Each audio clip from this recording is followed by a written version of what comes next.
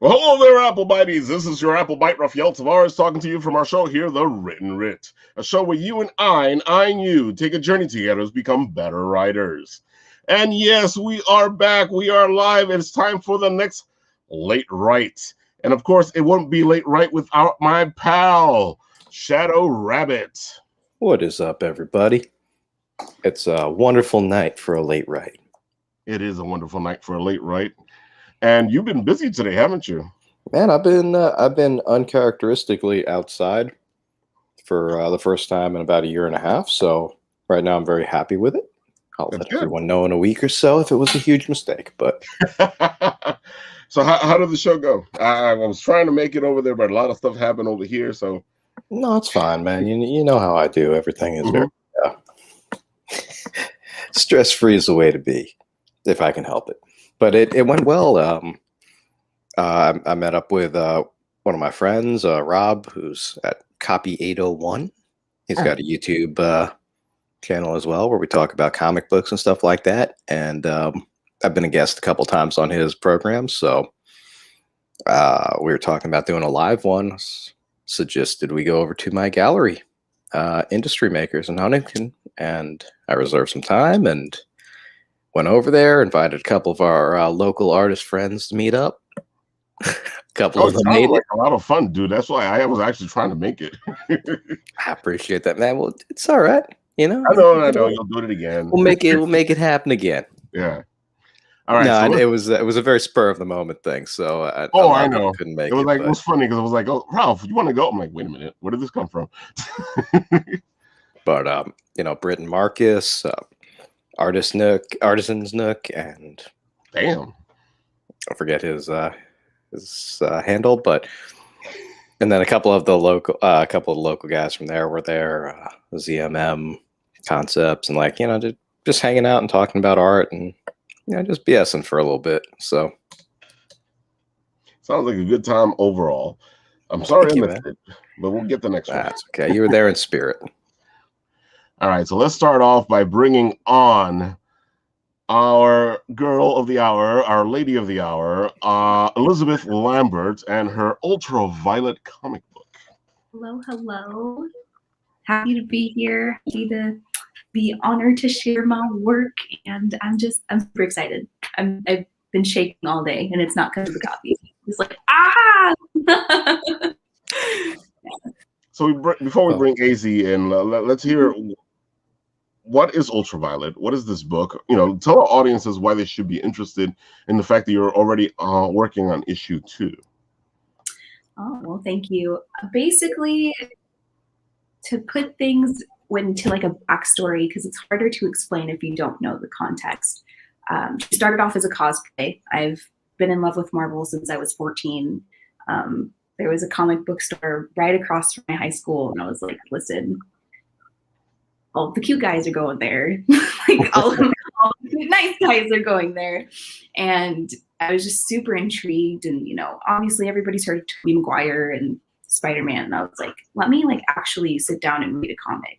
And I became obsessed ever since. And from there, I joined TikTok during the quarantine, got addicted to cosplay. And I was like, hey, I think I'm going to create my own character just to kind of stand out. I was like, I really want to get on the For You page. So I feel like this is the way to. And sure enough, she actually started off as a original character, a symbiote. So I was like, oh, she'd be a perfect addition. And then I don't know what happened. It's still happening. She blew up. People were like, I want more of this. I want more of this character. And I'm an actress before I'm a comic book writer, and I think it'll stay that way. So I wrote a little script out, and I always have these mini videos that I did that was working. And it was every time I didn't post something that was Ultraviolet, it wasn't working. But every time I posted something that was, it was. So I was like, okay. So basically I just saw that there was a lack of, actual college experience in comics.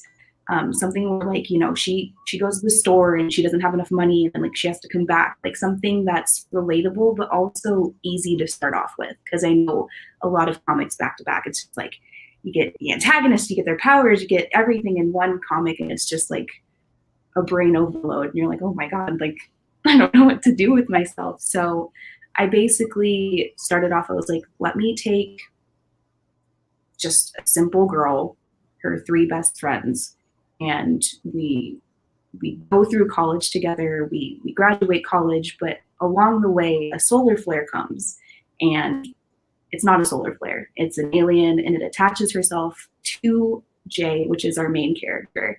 And from there, I mean, I'm really bad with spoilers, so I won't say much. I think you did a great job of setting the whole thing You up. got him on the I hook. also agree with you. You know, I loved one of the reasons I loved Spider-Man, you know, especially when I was growing up, is that he grew up with me. When I was in high school, he was in high school. When I was in college, he was in college. You know, and I kind of miss the Spider-Man that I grew up with, because, you know, the Spider-Man we have now is a totally different one. Nothing bad about him. He's a pretty good Spider-Man. But, you know, the one I grew up with was a self-made man. He was a scientist. He was an incredible person, brilliant student. And it was somebody that I could look up to. And I agree with you. When he was in college, he would go through, besides the superhero stuff, he would go through that stuff where, oh my God, how am I going to make the rent? How am I going to buy my food? I'm hungry. You know, it's that stuff that we all go through in college where, you know, people go, oh, well, that didn't happen. Yes, it did. It sure did. But yeah, I mean, and besides that, I mean, I have ADHD, and I feel like there's not enough actual representation, because people can say like, oh, like it's canon, it's headcanon, but I actually wanted to put that into experience with people to show them like how anxiety, like the mind of somebody with anxiety and ADHD works without over glamorizing it or like blowing it up to something that it shouldn't be. So that's my bread and butter. Makes total sense to me. You know, I have my own demons to deal with, you know, with and I'm probably on the ADHD spectrum, because I can do so many things at the same time, and I'm nothing at all times. Yes. I get it. Yeah. No, that's great. I think I'm sorry. No, I think a lot of the appeal of comics is that it is relatable. So when if you're writing a story about something that's really personal to you, it's definitely going to resonate with other people if you're being honest to yourself. And I think that's great. That's what gets us all into it. And then you can start putting in the mythos and the hero stuff, and, you know, giving us hope to be able to get over all of these anxieties and things. Absolutely. So you rule. Keep rocking. You know? Appreciate it. So let's add some electricity to the mix and give us a bit of AZ Volt. Ew. How we doing? We're doing here. And I just figured I needed to add some electricity into the room, because, you know, I love wrestling, and, you know, somebody always has to come from behind with the chair. And that's you right there. Oh, snap! Speaking straight from the singularity. Right. And yeah, no, I'm loving. Actually, I'm loving hearing about the Ultraviolet comic, because yeah, it resonates. Like, I think honestly, you've got to have something when you're writing that actually comes from your heart. Otherwise, you really are going to have a lot of issues dragging yourself panel by panel through the dry parts that you're not actually so excited to create, and creating something that does come from a natural flow of you know, a happy place, a passionate place, or even a place of fear for yourself. I think really helps drag it out. Like the comic that I'm currently doing at the moment is project name's Demoted. Basically, it's a satire superhero comic. It's basically where I go to just put all my, I guess, dark humor into. And it's a place where I think I've, like all of you guys on screen have mentioned, like, I've been a comic book aficionado, absolute geek, back before it was acceptable. And, you know, it was one of those things that you just kind of had to... You did it because you loved it, not because it was cool to do. And yeah, I think when it came down to it, I've sort of felt myself living in comic land for so long now that I find the tropes absolutely funny. And so I really wanted to take a lot of those tropes and just flip them on their head a little bit and poke fun at them. And so at the moment, what I'm currently working on today is a page where we're sort of reaching the crescendo of one of the chapters where basically the entire thing is just there's sort of 5 pages that lead up to basically one giant fart joke, effectively. And and it's just sort of taking that trope of like, hey, have you ever noticed how in comics like everything just kind of is hyped up to the max and it's just all a little over the top and there's way too many explosions and things going on. And so there's just little things in there that I wanted to write into the background for actual comic fans. Like, you know, this person literally crashes their motorbike into the side of a petrol station and then just walks inside and the guy's just on his phone casually. Like oh yeah, this is just Friday, whatever. Like, you know, superheroes crashing through the wall. Yeah, cool. And like, meanwhile, this person's, you know, the first thing they scream out, the first real proper line you hear from this person is just the word toilet. And and then, yeah. And that's sort of like leading up to effectively what causes this battle between like this supervillain and superhero in this moment. But even the heroes that I've got, they're not actually heroes. They're sort of not even D-listers. They're actually retired from even being D-listers. Like, they're not just the rejects, they're kind of the rejects of the rejects. And so, you know, I got to have a lot of fun in that myself, just writing in, I think, like the personal quirks and failings, and then like also the absolute I guess like train wreck of wonderful people that I've encountered in my life, and just kind of go, right, here's this mix of, you know, the rabble and the rat bags. And, you know, you can kind of have, okay, instead of writing this exemplary hero to look up to, it's like, okay, here's this tragic example of an absolute trash fire to set your life in a totally different direction from, and go like, right, this isn't someone to look up to, this is someone to serve as an example, and you know, kind of go the opposite direction. And yeah, so I love, and most of the parts of the comic are just really them going like, oh, let's go get a coffee. And then do they succeed at that? And okay, let's, you know, we need to go and get, you know, more toilet paper. How's that going? And it's like, and half the time they fail at that. And it's just trying to basically get through the day. And I thought, like, after so much time of just writing all these very serious projects for people, I'm like, no, I need to like get this out, because there's just too much to poke fun at here. so that's sort of myself. And I feel it. I get it. You gotta come from a place that's inside. Otherwise, these projects just get so heavy and so long-winded. Yeah. I completely agree. I can tell you're having fun with it. You're enjoying it. It's also a side of the characters we don't get to see, because, you know, who sees their favorite character going to the store to get some toilet paper, or who sees their favorite character? Oh wait, we got to go pay the rent. Let's see if we get across town and pay the landlord. You know, I can just see like, oh, mayhem ensues. Well, that's it. It's like, well, also there's like, in this particular, I mean, this is probably the first time I've actually mentioned the backstory here. So, you know, special scoop for you guys, but effectively there's a, Hi. Hello. Hello. This is my little one. That's awesome. Been graduated. Who just graduated, yes. Oh, wow. Congratulations. This is my Sims game. And that's her Sims game. Okay. Oh, wow. That's awesome. Right, Awesome. That's you know, it's the fun of doing live shows. So Yeah. that's just wholesome, though. You know, you got to have the wholesome. I appreciate that. Go right ahead. It's that's all good. It's yeah. Do This any is of your this is the moment superheroes where you- have their kids walk in through There you go.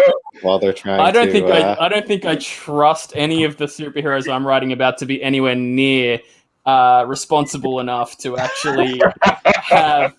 I mean, okay, actually, there is one thing. One of the heroes actually does have their nickname is Mama Mood, and the reason she's called Mama Mood is because one of her superpowers went haywire, and let's just say it caused a population boom, and and that. And so, yeah, no, she's responsible for crippling the education system of, you know, half of America, basically.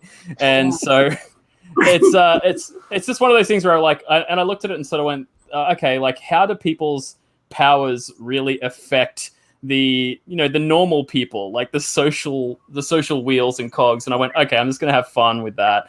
And then yeah, so one of them was just effectively her powers are just imagine a mashup of all of the different lantern rings crammed into somebody with absolutely zero control. So when they feel their emotions go off, they get what I call just psionic emotions. And these psionic emotions effectively can infect other people. So if she's having a rage tantrum, you could end up with basically a rage zombie outbreak around her and this massive riot go off and people just end up in this massive brawl. If she's absolutely terrified, then she could cause other people to just wet their pants and crumple into the floor. So like, which ends up happening in one of them, like effectively one of the fights, someone gets, a massive power up, they're about to blast her and she's just, kind of just screams, drops to the floor, and then this massive uber big bad guy just wets his pants and hits the ground, and then she just gets up. So she gets up, steals his car, and drives away, and then dumps the car at a friend's place, who's then like, great, now I've got to move house. So it's, and yeah, so it's just kind of terrible people being terrible, sort of like Seinfeld, I guess, like just bad people being bad. And so, yeah, we had that kind of thing go through there. But when it comes to the economy, like I looked at, why is it that villains are constantly trying to fight good guys or this sort of stuff? Like, yeah, and I thought, okay, well, I need to make some kind of economy around it. So I just sort of went, right, well, there is kind of like a trade system in the background. There's a rep system in the background. There's, and, the darkest half of it is, again, this is not something that's launched out there. Only my Patreons know about this one at the moment. But basically, there's the I guess the black market for hero heads. So if you collect a hero's head, you can actually take it to this market and purchase powers depending on how much rep that hero had. And now the problem in this book is the reason the first novel actually has a big problem that's occurring is a lot of the heroes have gone missing, like all at once, which has actually crippled the villains' economy. And so the villains are actually now going absolutely haywire. There's no heroes around to stop them. And the villains are starting to actually go digging up like completely useless heroes because now these completely demoted rejects are now suddenly worth top dollar on the market because there's nobody else around. So this is where a lot of the chaos starts happening. And, we, draw the curtains, stage the play, off you go.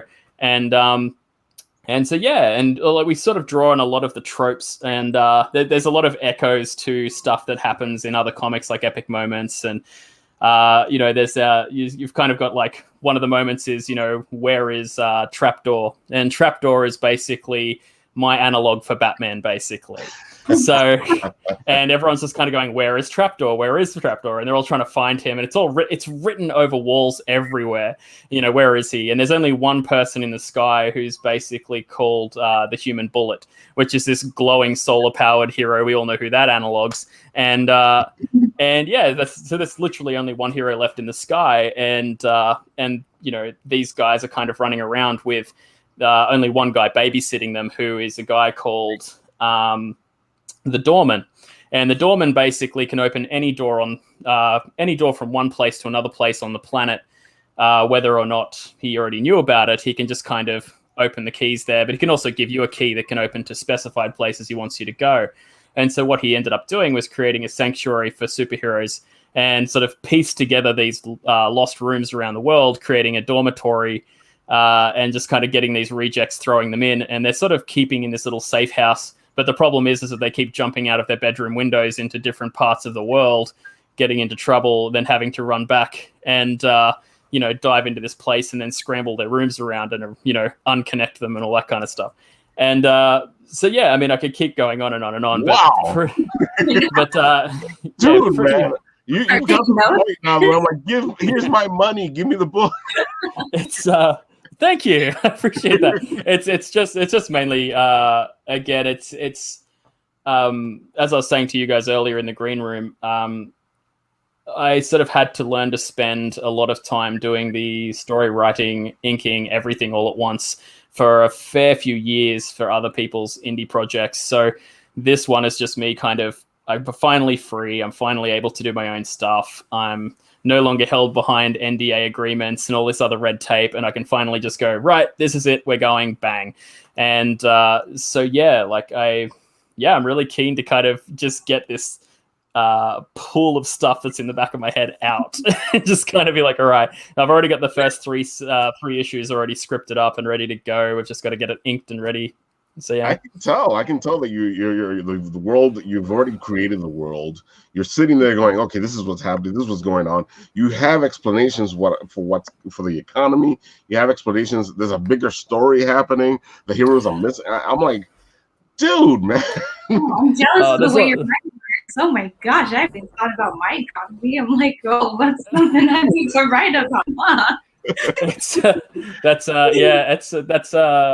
I think that's for myself. I highly suspect I'm on the spectrum, so I think that's where that comes from. It's just like minutia detail of just stuff, and it's like I usually just keep asking why. So that's where it sort of comes from. So a lot of the time I'll kind of be like, oh, okay, like issue 3, if I'm like, all right, we're going to do this thing with this pill because that's a big thing in a lot of the comics, and I really want to just get the trope of the pill out. And it's like, okay, cool, we're going to do that. And it's like, but why? But why is the pill? And it's like, and I thought, okay, so like literally you've got stuff from like issue 1. Like you guys will be, if you run into the first 3 or 4 panels, you're already seeing Easter eggs for like 3 issues away.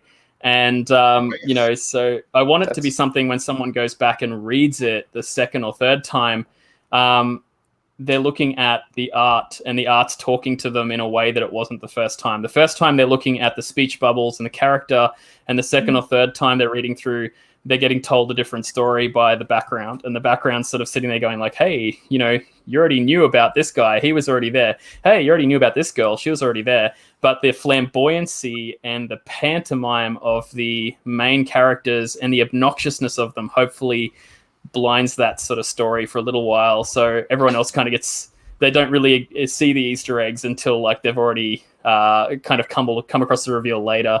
And so yeah, it's all kinds of little things like, I always like that. I always like to, when you're able to go back into a book and find new stuff, or see stuff that you missed the first time around.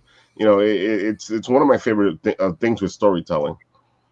Oh, same. Like it's there in front of my face this whole time. Exactly. Exactly. Like I feel like that just rewards your fans. Like you're going to get people who come across you because they're just kind of like, okay, they're there by chance, or someone advised them to come and see you. But I think the difference between your fans are going to be the ones who actually they actually really connect with whatever you're creating, but also you're serving them. And you're taking the time to kind of be like, who are my audience? What are they really here for? What am I creating? And, so when I sort of started when I first broke out of contract artwork and I finally got to release art into the world, and it was like, okay, well, here's my regurgitation. And it just sort of turned up a year ago and just started spewing myself all over everybody's forums. And it was like, okay, well, deal with it. Here's my obnoxiously vibrant colors and hyper light that I'm just going to throw into everybody's feeds for a while, and they're going to be like, God, he's making me go blind. It's just like, so I'm going to do that. And then once I got to the other side of it, I sort of realized that, okay, that's kind of something I want to have as an energy inside the art that I create. But also I wanted to have something for the people who, did start following along. And I realized that some people were following because they kind of knew, oh, if I start, if I keep an eye on his feed, or I get notifications for him, I'm going to get more of this stuff. And I realized, that's kind of what we all do with our comics. We sort of go, right, well, if I keep an eye on Batman releases, I know what I'm going to kind of get. And if I keep an eye on, the Spider-Man, I know what I'm going to get. And it's, and I thought, okay, well, I hope people know what they're going to get, and, they can rely on that. But I also want it to be something that they can read again and again. Like there's some comics of Batman and Spider-Man and stuff that I can go back and read a dozen times, and you can let yourself fantasize and create headcanons in it and all kinds of stuff. But there are other ones where I'm like, it was written perfectly, but so mechanically that I can only really watch something, once or twice. And there's movies like that now that are coming out where I feel like I can only watch it like once or twice because it's not that it's bad. It's just, it was done well, but it wasn't done very, very, it wasn't done with a lot of foresight or a lot of depth. It was just done, I don't know, well. And that was sort of it. And, so yeah, that's what like Shrek, like maybe like too many times to count in my life. And I watched it. Just got one of the jokes that like flew over my head as a kid. Right. God. Shrek is great. Oh man, it's one of the best things about having kids now. It's just like I'm going back and watching stuff again. I'm just like, you see with a whole new pair of eyes. You're like, wait, what was that? In the beginning, when we saw it, we were a little older. We were like, hey, those are great adult jokes. And then you're like, hey, wait, there's kid stuff in here. yeah, and it's like it's sort of it's actually the other thing I think when you go back and watch it from a story beat point of view, and you're like, man, actually, like they were setting up like Donkey and the Dragon for like a while there, and it's like you kind of.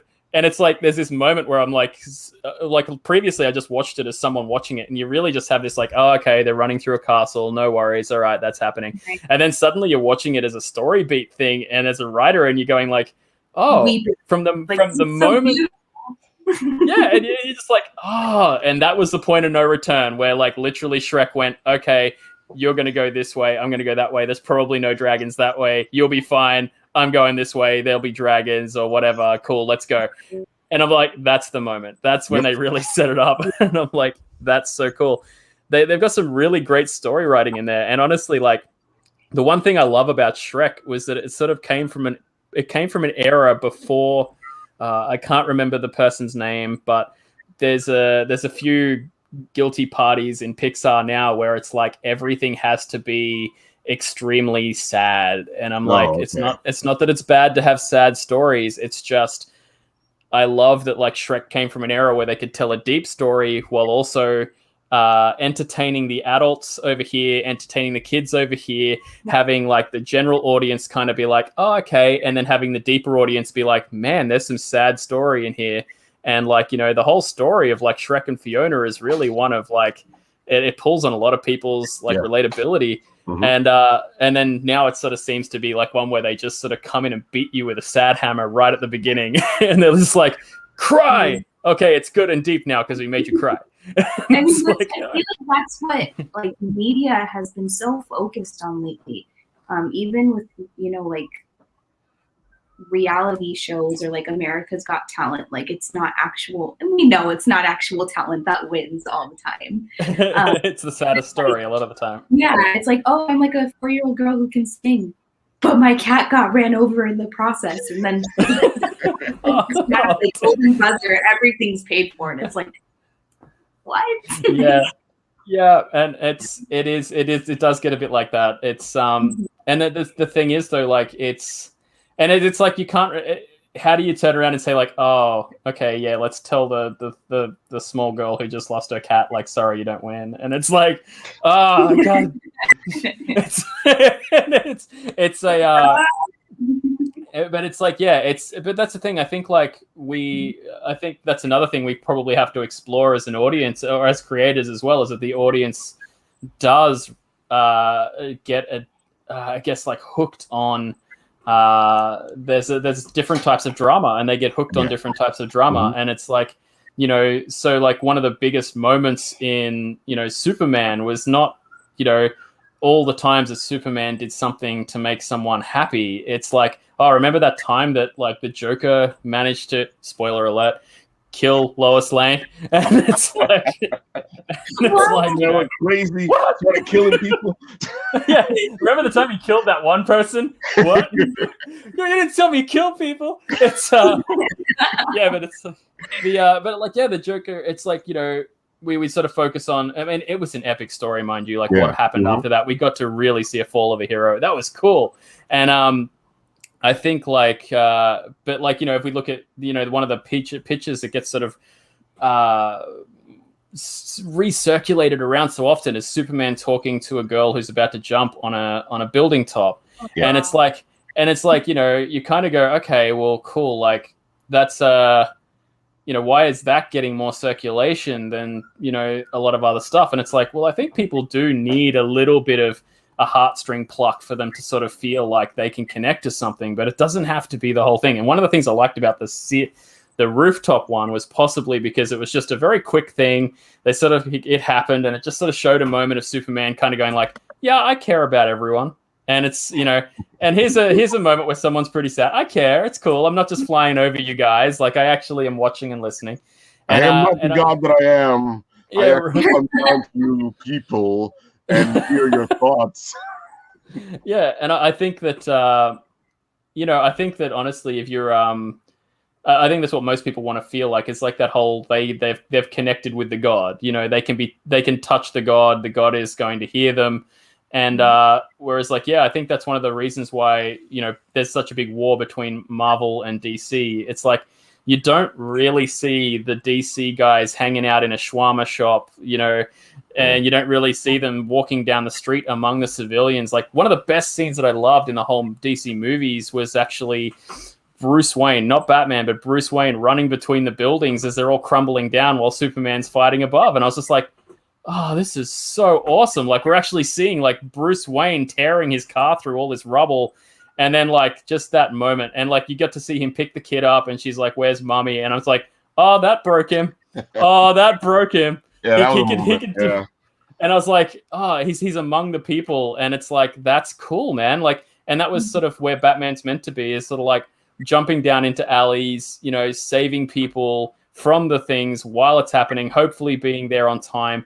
And then everything kind of gets hyped into this bigger thing. And it's like, now it's just finding Bane's lair or something and bashing all of the hordes of, guys that look alike and stuff. And it's like, but I think just for me anyway, one of the things I really loved was those very normal, well, not normal. There's nothing normal about aliens smashing a building down on top of you. But it's like one of the very grand. All the time. What are you talking about? It's like Marvel versus DC. I could totally see like a spin-off show of like an insurance company in the Marvel universe, like having to I think they Marvel they got has that. They have that. Or a group of people that actually take care of that stuff. They're the ones that come in after the big fight happens. And I forgot the name of damage control. God, they have a certain damage control. Damage control. There you go. They come in, they take care of things. They're like, oh my God, look at all this damage. And they also they even seeded that in Spider-Man. Was it which one? Spider-Man Homecoming. Yeah. They actually had damage control, like the Department of Damage Control, come in, and it's like they were really serious. And I was like, okay, cool. They got very serious as bosses, but like damage control was always about the grunts, like the guys with the brooms. And I'm like, oh my God, they at least planted it. We can actually see this one day. That's so cool. It's like these guys are literally just like roadside janitors, and it's yeah, like it's so fun. And like even with the Loki series, I won't do any spoilers on that, but like at the moment, like we all kind of know the TVA is a thing, but I love how they've just, they really focus on how much of a government department kind of style it is. It's just very, here's your cubicle. Oh, but I want to find out more stuff about XYZ. No, you can't. That's above your pay grade. Oh, can I get this file? No, someone else has that file right now. And it's like, oh, okay. Are we going here? Well, you better ask your boss first. Oh, and it's like, it's just, and it's, they've brought it down. Yeah. You're like that grind that we all have to go through every day when it comes to our regular jobs or whatever's going on, or trying to get the comic book published. It's like, oh, you want that? Well, you can't have that. How are we going to figure out how we're going to do that? That's the quest.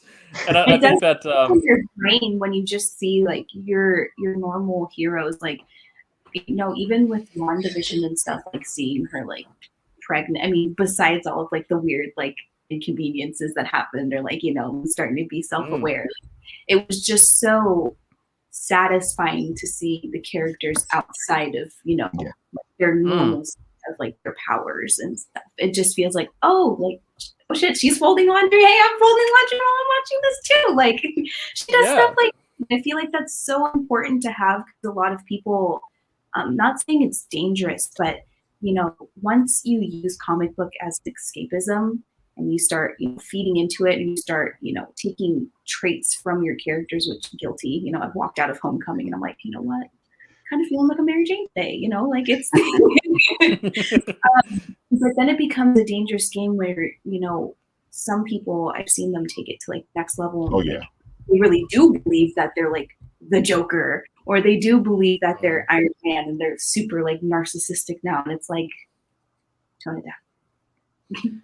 Come back. Like, come back. Yeah, and I think that's a good thing. I mean, props to Marvel at the moment, because like they sort of do show the ramifications of a lot of that sort of stuff, rather than just being like, hey, it's sort of like idle. And I mean, they were doing that in the comics too. I think they had Demon in a Bottle was the comic run that they had, where they sort of went like, okay, Tony Stark's been idolized as this like basically Hugh Hefner Playboy bunny type guy with a lot of narcissism.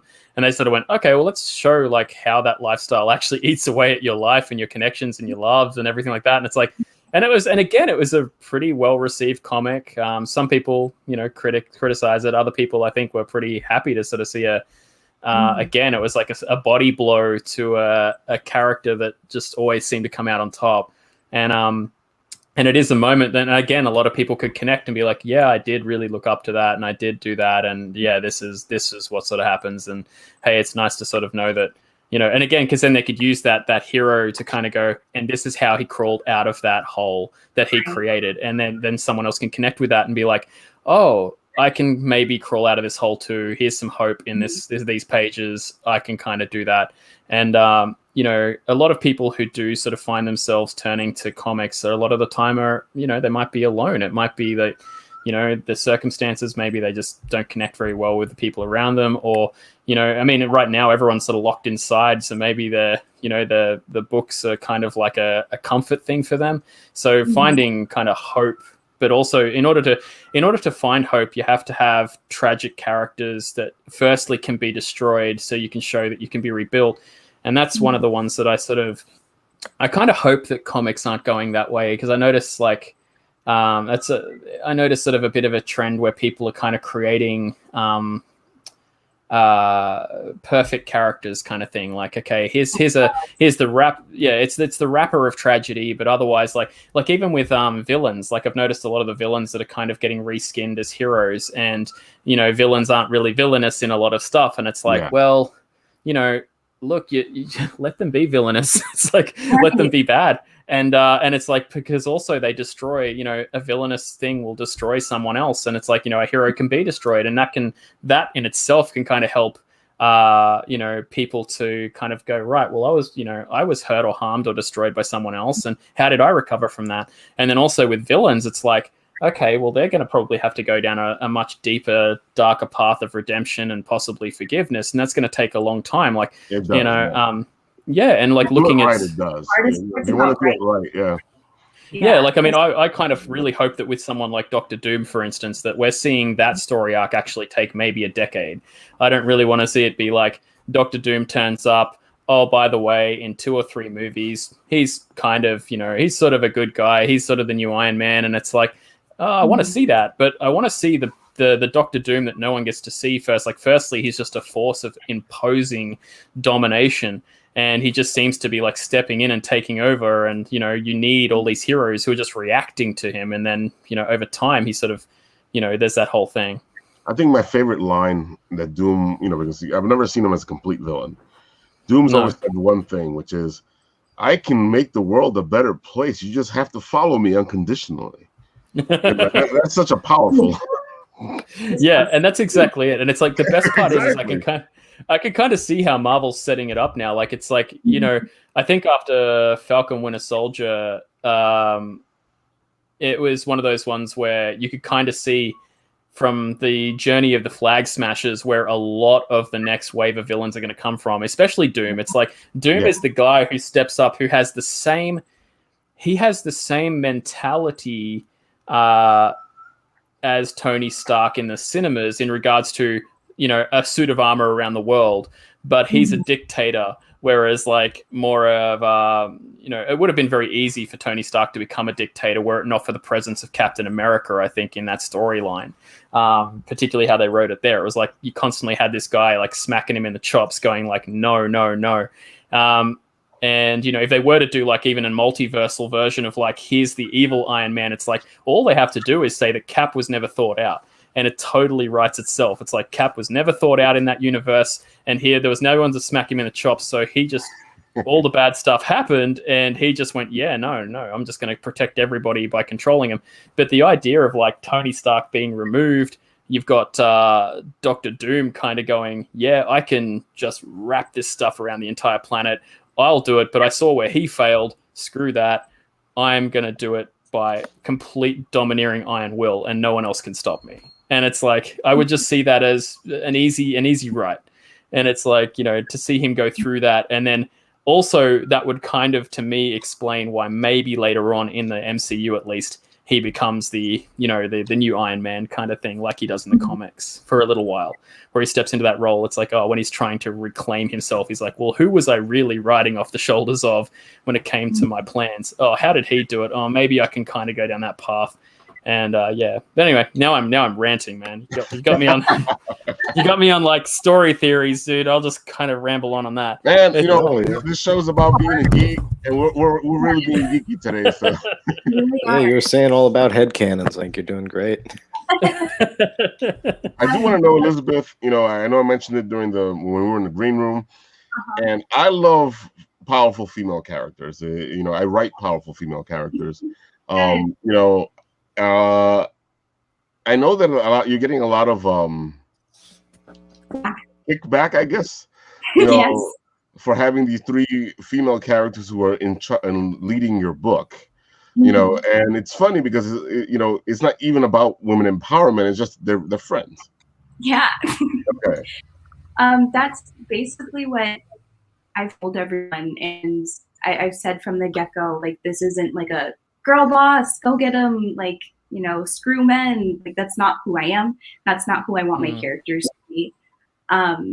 It just so happens that I know self-inserting isn't good, but again, like, I'm an actress. Like, Jay is literally me. Like, it's the twist and the characters going along with it. It was just like, you know, we don't really have any like representation or plus-sized women. Like, we don't have, you know, like actual tall blonde women who are actually smart. And I was just telling people, like, hey, like, look beside the fact that they're girls, and you'll find that there's actual personalities there that you can relate to.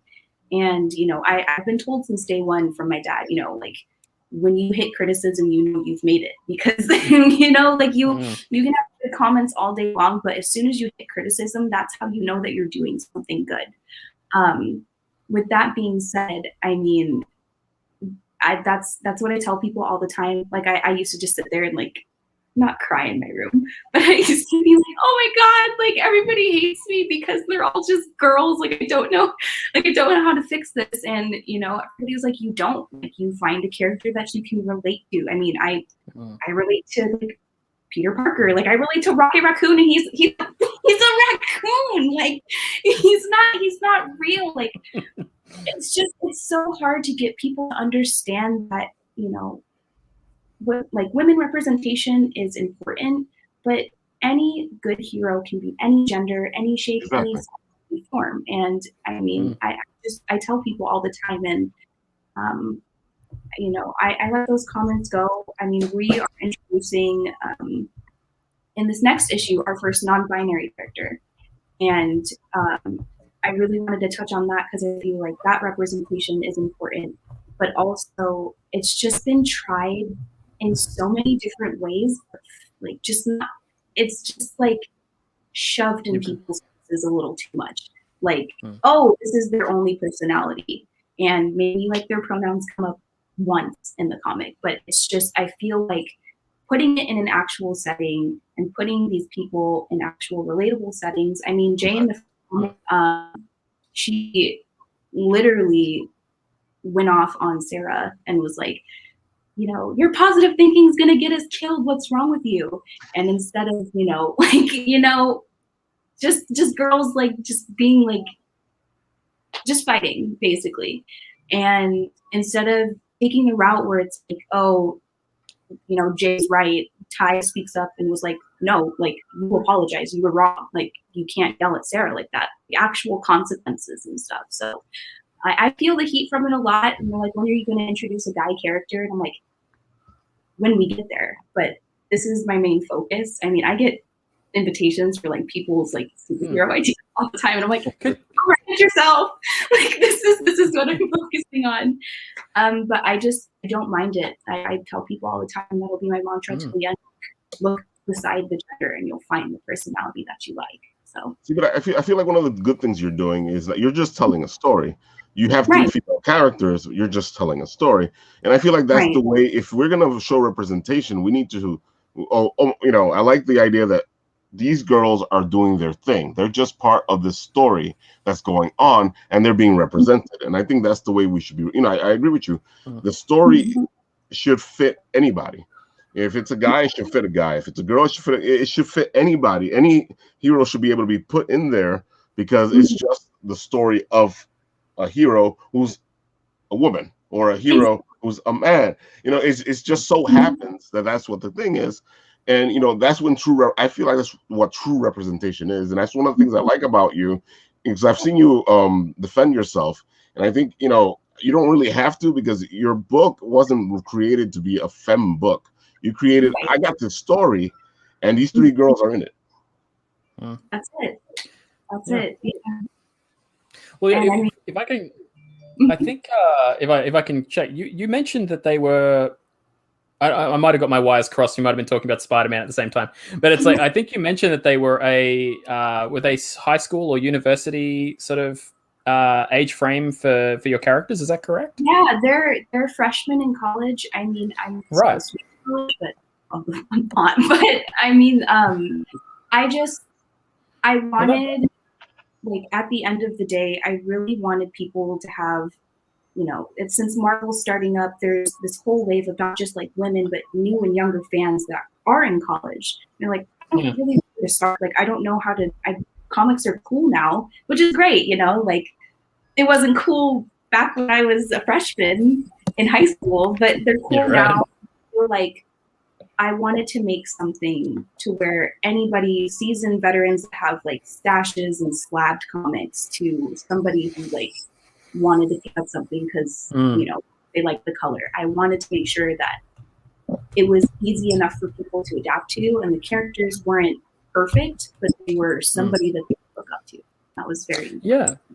Well, I think it's pretty normal. I really wouldn't think you'd have like honestly, I think it's pretty unfair that people ask you to explain that, because honestly, at the end of the day, it's pretty normal for people to group up into friendship circles.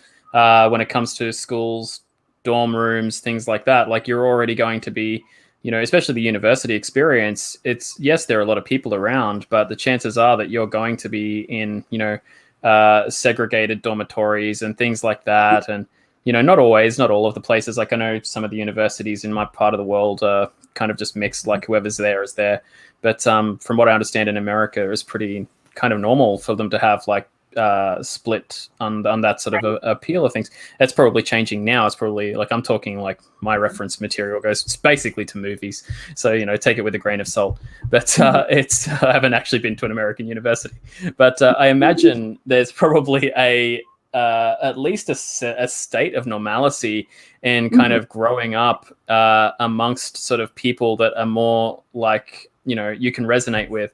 So there is sort of that whole thing of like, okay, well, we're living in the same room together, or we're on the same floor, or we go to the same classes, we bump into each other all the time in the cafeteria.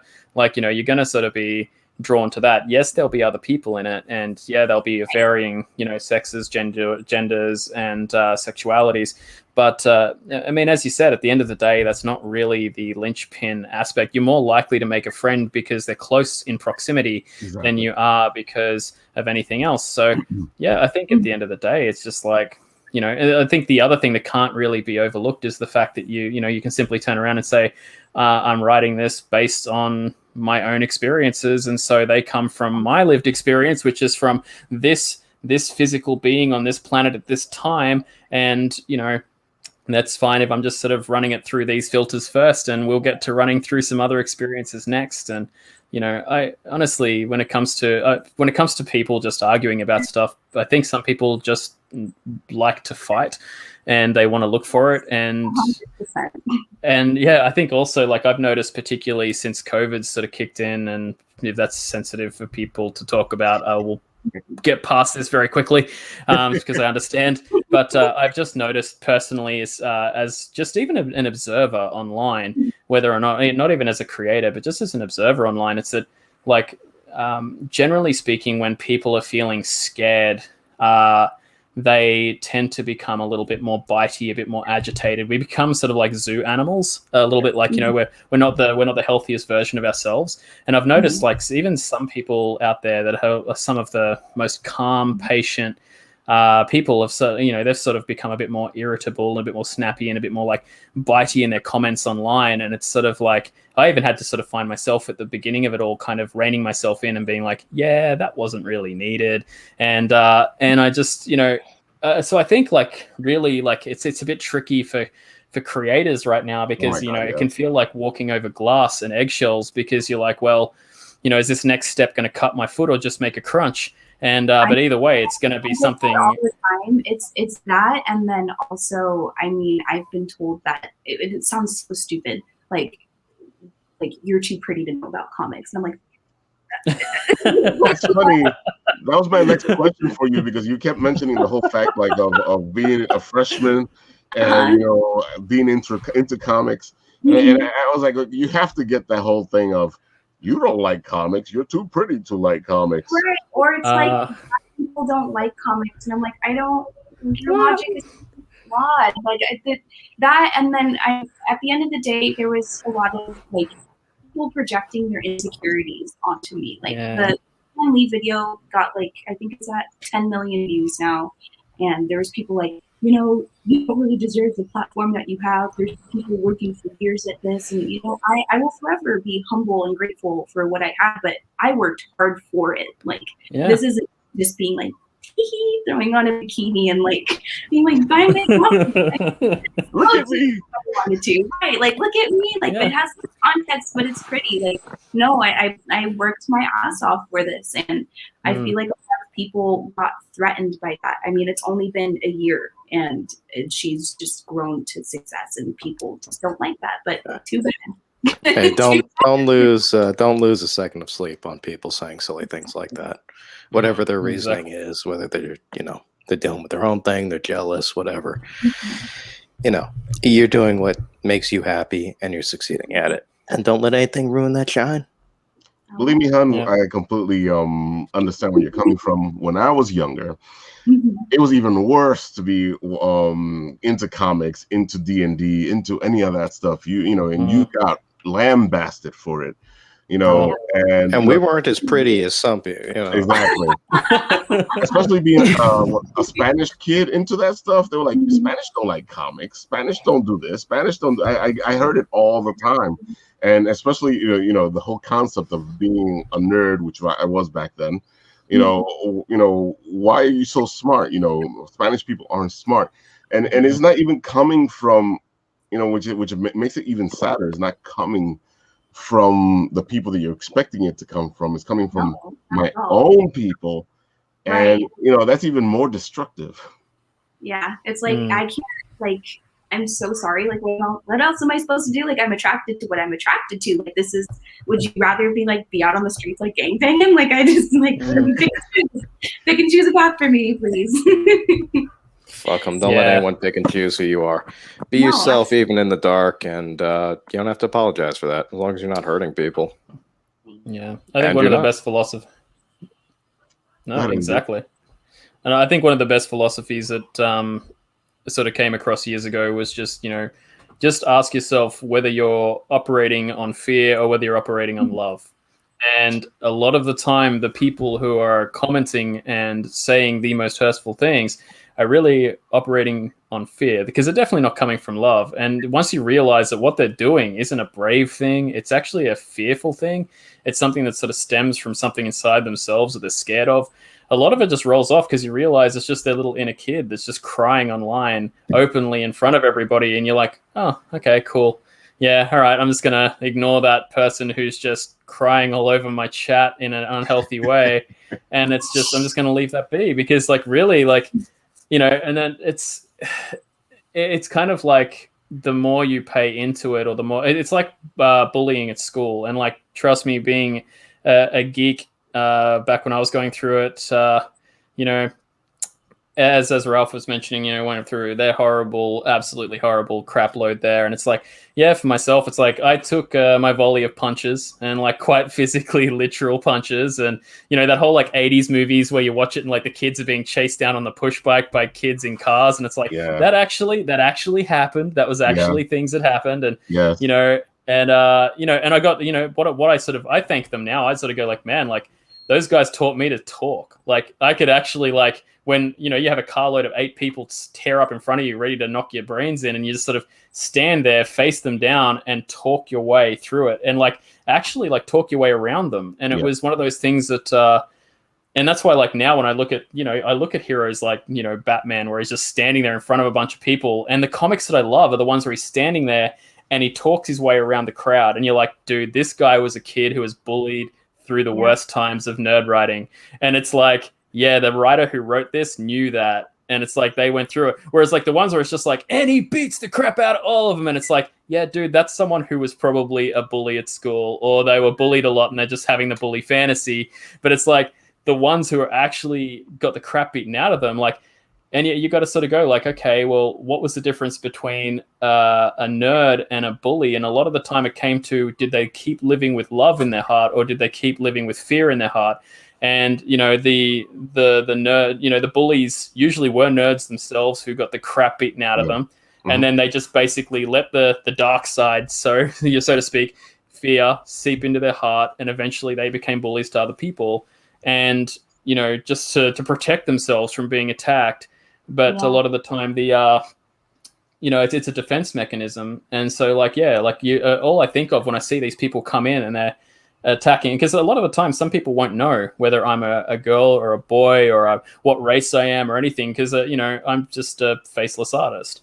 And so they'll turn up and it's like, oh man, the amount of times I get the filth in my inbox, it's like the amount of filth in my inbox, it's like, and I get the eggplant pictures and everything, and it's just like they're like, oh, here you go, this, and I'm just like, oh, cool. Okay, cool. I'll just use that for the next reference picture, I guess. It's just like, it's going into my when I do my big gallery of trolls, it's going into like my little goblin pictures. They're like, what? And it's like, especially, but one of the ones I just love doing is they'll contact myself, and I just sort of go like, they're like, oh, you're so sexy, you're this or that, and rah. I'm like, thanks for loving my art. I'm a dude. Right. And you watch them just like, and they back up. But it's like, okay, cool. Like a lot of the really crappiest behaviors are just sort of stemming from this like insecure fear that people have. And it's not really coming from love, because love is like a forethought thing. And that's one of the things I love about nerd culture, is that like a lot of nerds grew up kind of just going, right, well, whether it be passively or heroically or actively or, after the fact, they sort of go, right, well, no matter how much I'm getting the snot beaten out of me, I'm going to try to think with love in heart and keep moving forward. And that's a part of the culture that I think is still yet to be discovered by a lot of people. And I'm happy that it is taking them longer to discover it, because a lot of people way back when it wasn't cool had to learn it through a baptism of fire. And, they had to learn, like, you actually choose to love what you love and be who you're going to be, because you're going to get the snot beaten out of you for it either way. Exactly. So, you might as well fucking love it and step up. And like, wearing a Captain America t-shirt to school, oh my God. It's like, you were just, that was a day when you were like, I'm ready to go. Here's the target. And it's like, come at me. And it's like, you just, and that's the thing. It's like, there was a thing, and I'm actually, and I'm not saying like it was a better time or a worse time. I was just like, I'm really actually happy that people don't really have to take that path anymore. That's really cool. And it's just like, now everybody's like, yo, like, did you see the latest episode? I did too. Like, it wasn't like that back then. No, it wasn't. No, and it's like, and I love that. And I love that, like, kind of, it's so much healthier now, but I just try to remember that it's like, if there's one thing I could pass across to like the new kids, it's just like, look, just these people coming out, it's like, look, it used to be fists. Now it's just words, but it still comes from scared little children inside their own hearts. Just let it slide, and just, don't let the shit, dim your own sunshine, because, whether you're an old nerd or a new nerd, you're doing it because it makes you feel the love inside yourself glow really brightly. And hopefully, it's gonna make every day a little more exciting to get up. You wake up and you just grab that. You're doing it too. Like, that's how you know you're putting out good, is when you attract not only like the old heads for comic books, but like the new crowd as well. But I feel like not to say the new crowd is easy, but it's just because like they're like newborns and they're just looking up at everything, and there's so many things to pick from. But they're like seasoned people. It's so hard to do that because they have like not a gatekeeping wall, but this thick wall of like expectations for your content. And it's like, if you don't meet those expectations, hell's like, you can't do it. You can't be the next Stanley. You can't. I don't know what you're trying to do. But you can be the first Elizabeth Lambert though, and you can leave. You can just be you. Like, I gotta tell you, Liz, when I was going through my TikTok and you popped up, I was like, "What's this?" And I think the one that popped up for me, and is when you were looking at Stan, and you were like, "That's me." I'm moving forward. I'm becoming this thing. I'm just like Stan. And I was like, there you go. There it is. There's the next generation moving forward. There's the next creator coming. And then I dived into your thing and I found out about Ultraviolet, more about it, because, that was the one where you were saying, look, I got my own book. It's finally here. And the excitement you had, that's that classic comic book person who's going, look what I've accomplished. And, and my hero is Stan Lee. And it's funny because you're saying gatekeepers, and I don't get it, because you are doing exactly what they want to do. Sometimes that might be the problem, is that you've been able to accomplish something that they haven't. Exactly. It's That's something too easy. You can't be. I think they misinterpreted it. You can't be Stan Lee. It's like, I can't be like, I'm not that man. I don't have his brain. Like, I can't pick him up and just be like, hey, like, pop inside my head.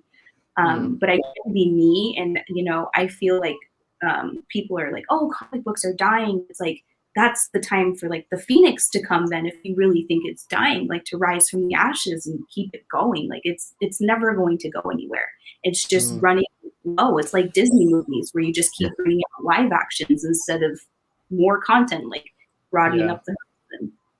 I would say, like, I don't think that I understand why people say they think comics are dying, because on paper, monetarily, I mean, you can track the slow rot of the the decaying corpse of comic books on a grand scale. But I would say, observationally, I don't think it's dying at all. I think it's going through its cocoon phase, or the next cocoon phase, where basically, like most industries, it's starting to shift from a physical form into a virtual form. But what we're also seeing is a shift between power dynamics, because you've got these big companies like Disney who 100%, when it comes to the comic industry, are absolutely uncompromising and causing a lot of the problems. The fact that they won't take comics back that aren't actually sold, which was you can almost track it. It's like, here's Stan Lee, here's these agreements, Stan Lee's gone, cool, he's gone, all right, let's do these other things.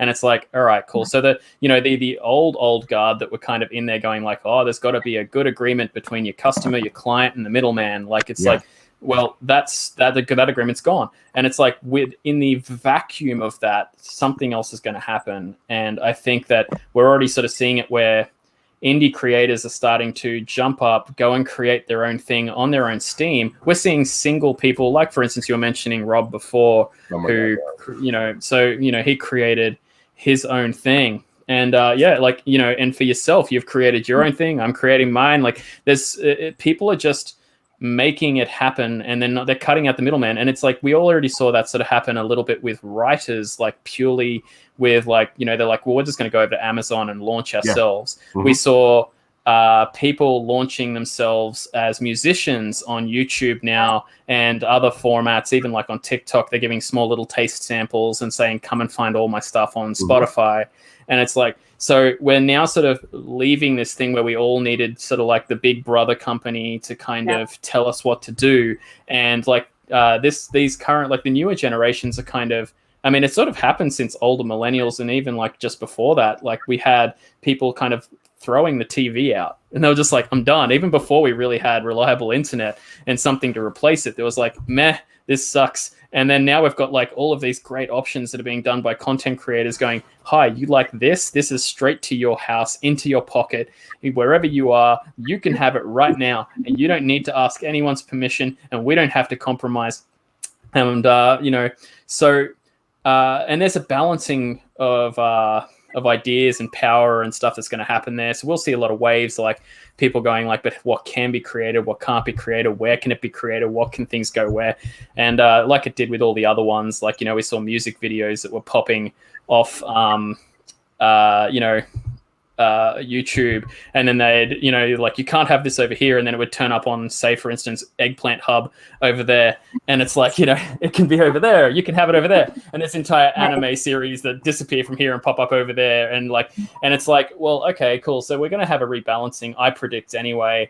But I think that comics are just sort of finding, I think we're about to sort of start seeing a birth in it rather than a death. And I think what we're just seeing, I think we're just seeing a limitation in, say, you know, you got the sort of the big two that are sort of doing their thing, and they're sort of starting to reach a bit of a, they've got a lot of interest from a lot of new audience, but I think the way that they're doing their distribution is probably going to cause a lot of people to go, no.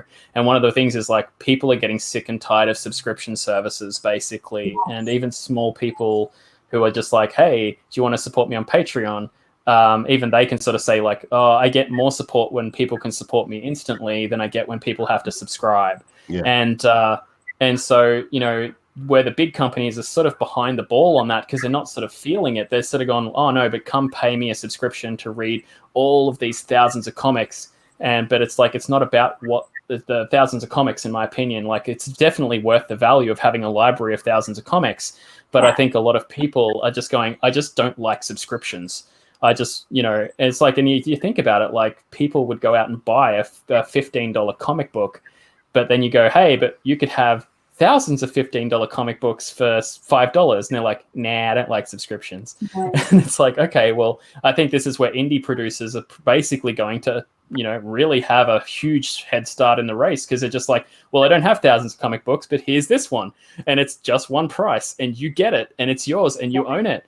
And it's like, you know, I think that's something that people still want to have, and, you know, yeah.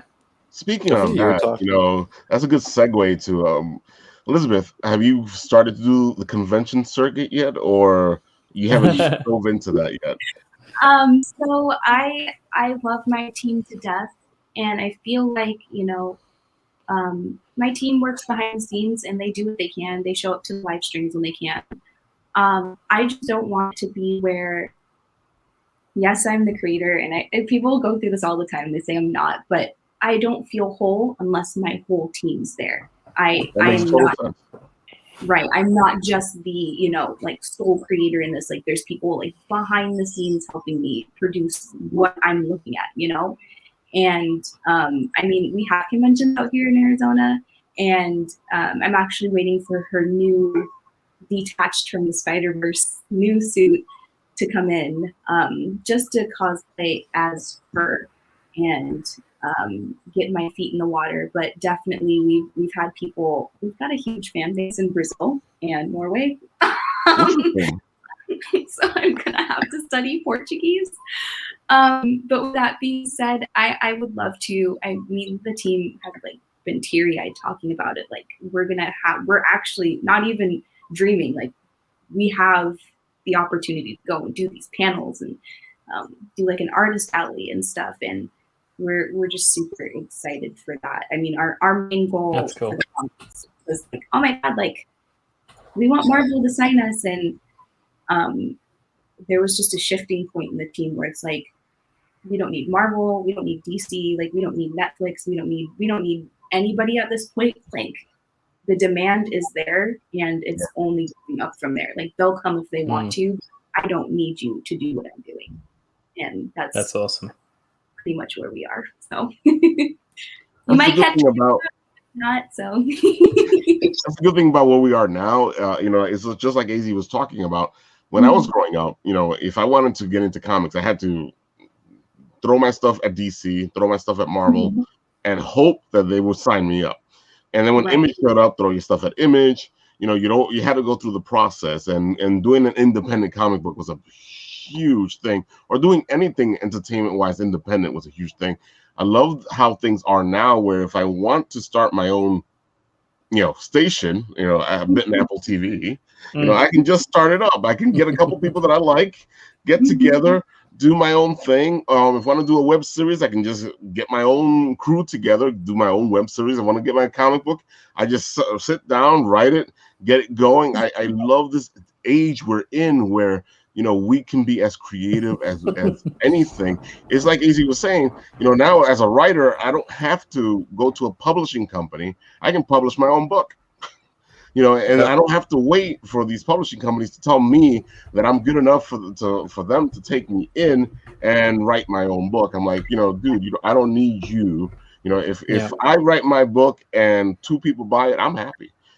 Exactly. Like that's 2 people that know about my story. And I feel like, you just get so caught up in the rat race of like, I need that title in order for people to think that I'm important or my story's good. But there's thousands of stories, and there's thousands of stories on Webtoon that aren't picked up by anything and are just absolutely fantastic. And I probably won't attach to anything like that. So yeah, and I love that people are just getting to tell their story, which is amazing. Instead of people going, oh, okay, well, what will this company accept from me? What are the story beats I have to hit? And, how many pages does it have to be? And all of this sort of stuff. Like you can kind of, instead of it just always being the hero's quest every single time over and over and over again, rehashed and reskinned, it's like, well, actually we can take a detour from that and we can go buy some toilet paper with our characters and, we can kind of pay some bills and we can explain like, why this character's,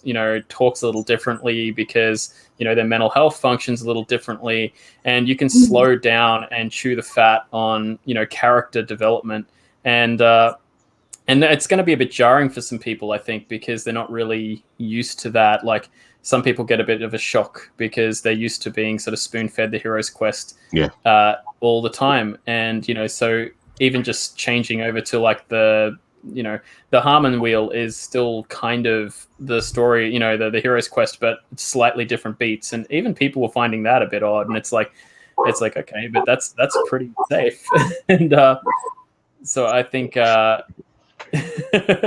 think it's going to be a great thing to see more people attack stories from different angles and us being able to get access to them in so much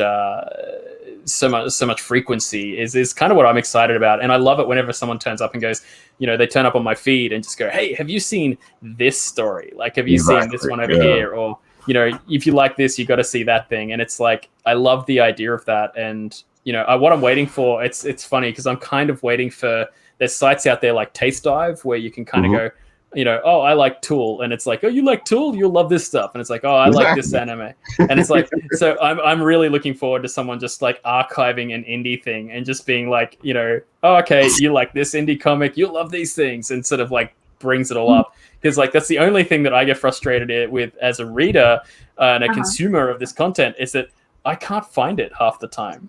And it's getting access to it is something that's it. And but yeah, sort of coming back full circle on it, I think the wonderful part about us being able to create things and not have to worry too much about the marketing until the end and not having to worry about pleasing someone ahead of time means that the creators can actually focus purely on creating, and they can actually allow all of their mind to just go into that. And because it can be really anxiety inducing for some people to be like, oh, how do I market myself? Oh, I've got to actually be online and I've got to be building up this following all the time. And if I don't build this following up, and it's like, so, I mean, there are traps and pitfalls to being an indie producer as well. Like, don't get me wrong.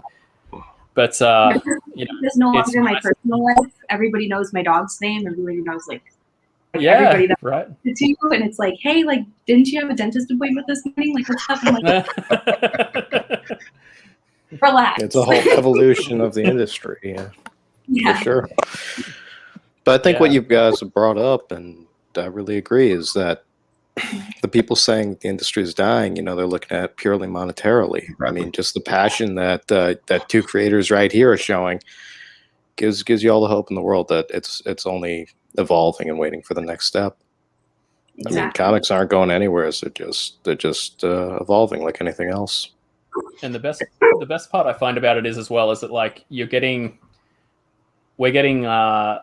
differing art styles come out now, because like when everyone's going, the big two are on a decline, and so you're seeing artists kind of go, well, why am I training myself to draw like the big two? You know what, stuff it, I'm going to draw like me. I'm going to go create my story like myself. And they go off and they do that and they create this thing. And like I think one of the favorite animes, or if you can call it that I saw on Netflix recently was Scissors 7, I think it's called.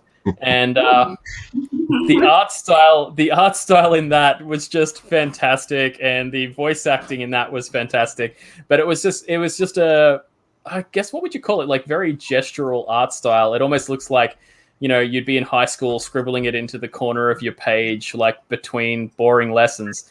And it wasn't like this, my God, everything is perfectly sculpted and all this. Have you ever noticed how like DC has this thing where everyone looks like they've had a nose job? It's like they all look like it's like I call it like the pencil nose. It's like it comes down and it's got the tiny little eraser tip at the end, and you're like, okay, like universal nose jobs for everybody, got it. And it's just all the time. Exactly. And it's like, look at my muscles. Aren't they pretty? And it's one of the things I loved about Scissors 7 is they just had these like there was like really, they had a few sort of flamboyantly perfect Adonis characters, which were just imperfect characters. But like then they had characters personality wise, I should elaborate. But then they had these most of the characters were just kind of ugly looking, and it was fantastic. You felt like you were just hanging out in the back of the burbs with a bunch of people who are just hanging out laundry and kicking around cans and stuff, and you're like, this is great. Like, I could, you can kind of project yourself in there at some point or another. You're gonna be like, oh yeah, that, you've got characters who are like, one character rocking around who's literally a chicken, and he's just like a chicken who manages this character.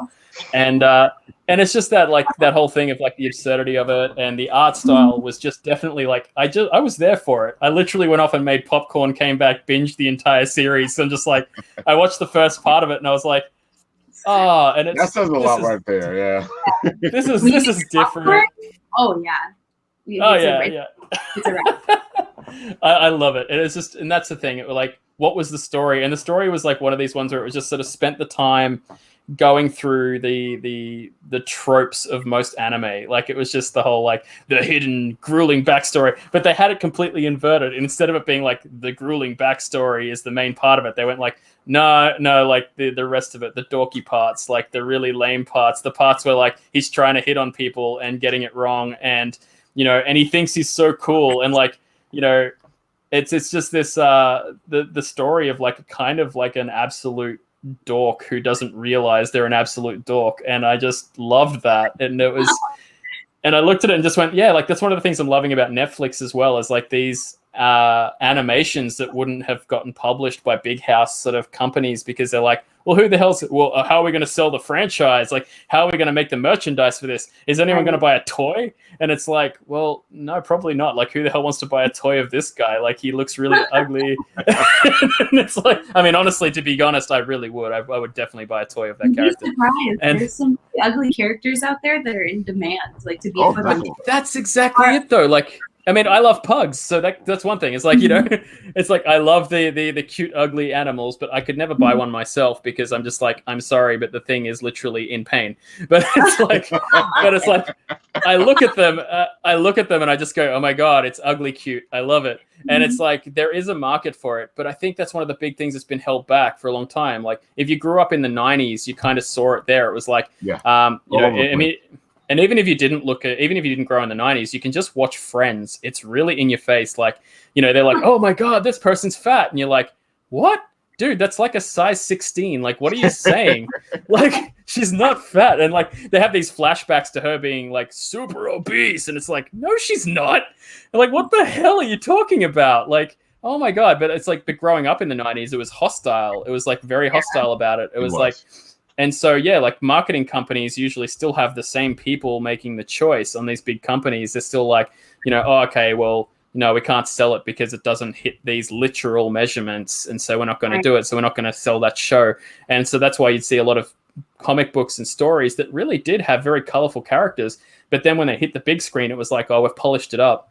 Like there was a movie, there's a book series in Australia called Tomorrow When the War Began. And it's based on a series where Australia is invaded by, they never go into who's invaded by, but it's invaded. And these kids go into the hillside and they go and hide up there. They didn't know. They were actually on a camping trip. And then when they come back down, imagine like you came back from a camping trip and everyone were now in internment camp type situations. And you've literally turned into like this little band of guerrilla warfare kids trying to free their families from these camps. And it's a really kind of cool series.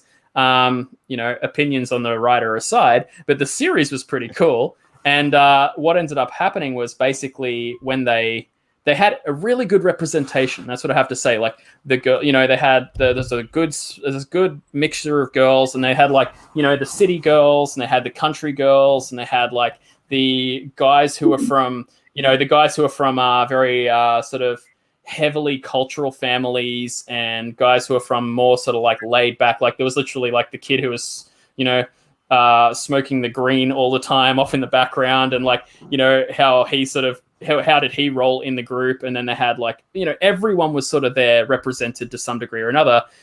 But when it got to the movies, everyone was just a cardboard copy of each other. Like there was literally like all the kids were just like, they took away there was the one thing I loved about it. There was one kid on there who was sort of like the representative for the big kid, and he was like, I recognized him when I read it. I was just like, oh, his name was Homer. And he was a big guy called Homer. And I recognized him. I was just like, man, like, yeah, like he works really hard, but he's always overweight. And it's like, because he goes home and his mum feeds him really well because that's how she shows love. She just overfeeds. And it's sort of like, but then suddenly when he gets out into the mountains and he's like running around doing this guerrilla warfare stuff, his weight strips off pretty fast and he's a pretty strong guy. And it's like, because, he was a very active hand on the farm. He was just overfed. So like you suddenly got this guy who was ready to lift freaking trailers and shove them around all over the place, but it took time to kind of cut it down. Now, I do understand, obviously, with the movies, they can't actually, it's really unethical for them to contract kids to be like, hey, put on weight and then lose it. It's like, no way, I would never ask for that. But it's like with, they could easily just sort of be like, okay, we're going to like do some costumery and actually like put this guy looking a bit bigger at the beginning so that like, wherever he is naturally and healthily by himself will get him there. But it's like, we're going to sort of have this representation of a bigger kid so that like, there is the representation there. But like there, they no one really felt like they were a city girl or a country girl or someone who came from a really heavily culturally rich background. It was just like these cardboard copy characters, and that was sort of it. There was nothing else in it. And that's sort of one of the things that I'm kind of excited to see if that changes now that indie producers are getting a bit more into it. And like Netflix is sort of one of the things that sort of gave me a bit more hope of that, because you're sort of seeing this possibility that, they're just like, well, we'll give you a little bit. Like, we'll give you a mini 3-episode series or something like that. Or here's a thing, go make a thing. Yeah, and it's like, cool, man. Well, like, sweet. I'll do the first thing. And it's like, but I'm going to try to make it true to this thing. And if it works, it works. But I mean, as we've also seen some Netflix things absolutely tank, like where people have gone, they still go into that whole, oh, we've got to polish it up and we've got to make it like, I mean, AKA Death Note. That was pretty bad. It's like, we don't speak of it. Yeah, that was. Yeah. Oh, man. Y'all excited about Cowboy Bebop? Oh. Are they what? They're doing cable. What? Are they Bebop. Into like a live action? I believe a series. Oh my I god! think it's dropping this fall. Okay, I'm all right. I'm hopeful. I'm hopeful. You can say you're terrified. It's okay. have a little toy play. Oh, that's Nice. awesome. Awesome. There's, Yeah, I I mean, I hear you. You've got to be careful. They either dilute everything or they turn into some kind of Yeah. nightmare checkbox scenario where it's got no passion and no authenticity. So like there's one thing I would have changed on Death Note to make that entire thing acceptable. William Okay, Dafoe was okay. I'll give him that. But everything else was unforgivable. Unforgivable. okay. If I could change one thing on Death Note, the live action version, it would be that look, it was just the book had moved overseas. It was carrying on from the series. Yeah. If it had It would have been easy as anything. Just make And it a it's- different person. Yeah, who has the man. book. If you want to bring it over here, just Since bring it it over was. here. Yeah. And instead of making it like, yeah, It's not and instead Kira. of doing It's like some other dude. Yeah. exactly, That's and they could have Doug. said that the guy who was hunting him down was from the same organization as the other two. They didn't They have could to say still it was call the him same L. guy. It didn't matter. L Exactly. was one It's just- person. So It was just I a was so code name. wrong. So. 10 yeah, minutes no, into I I was like, did Yeah. I like wrong Sorry. one? You're wrong. This is not it. No, and that's the thing though. It's like I think when people like when you I mean honestly I'm really paying into like the same sort of stuff here where people kind of go, it's got to be exactly like this, and it's like, look, I know we're kind of complaining that like people do that too much, but it's like I think the thing is though, like exactly. Please close enough to where it's not like vastly far away, like it's a knockoff Yeah. Disney. Like I know what Well, you're trying to do. well, that's the thing though. It's like, yeah, you kind of there's these two minds of it. It's like one sort of someone's posed the argument to me where it's like, okay, well, this is sort of like imagine it's an alternate universe and this is an alternate version. I'm like, okay, cool. I guess that's how I'll suspend my disbelief to watch it and stomach it. But the other See, side of it that's as the well. problem here. Like, Yeah. you know, my greatest explanation to this thing is the fact that they keep doing the Phoenix Saga story for the X-Men. Oh my Right? god. And they decide, well, Phoenix and Cyclops are not important for the story. And I'm like, you can't do the Phoenix Saga story That's the and love story. get rid of Cyclops and Phoenix because it's about their romance. It's about how they Yeah. love each other and how he pulls her out of insanity and brings her back down, you know, and she sacrifices God. herself for him. And when they tried to do it, the first time they tried to do it, where they were like, "Oh, we'll just insert Wolverine in there," Exactly. and it's like, "Oh my god!" And it's one of those things where like, I don't know how they missed this, but like, the first, whether it's a big part or a little part, the first story you really should be writing, in my opinion, and feel free to take this with a grain of salt, but I think the first part of a story that should be written in is, okay, what's the love story, and you know, whether it be like it's a father traveling across a country to get to their kid, you know, or whether it's, you know, it's a kid finding his goldfish that he accidentally flushed down the toilet. Like Finding Nemo is just literally, it's a love story. There's a story of a type of love, but it's like you should be sort of going, where is the love in the story?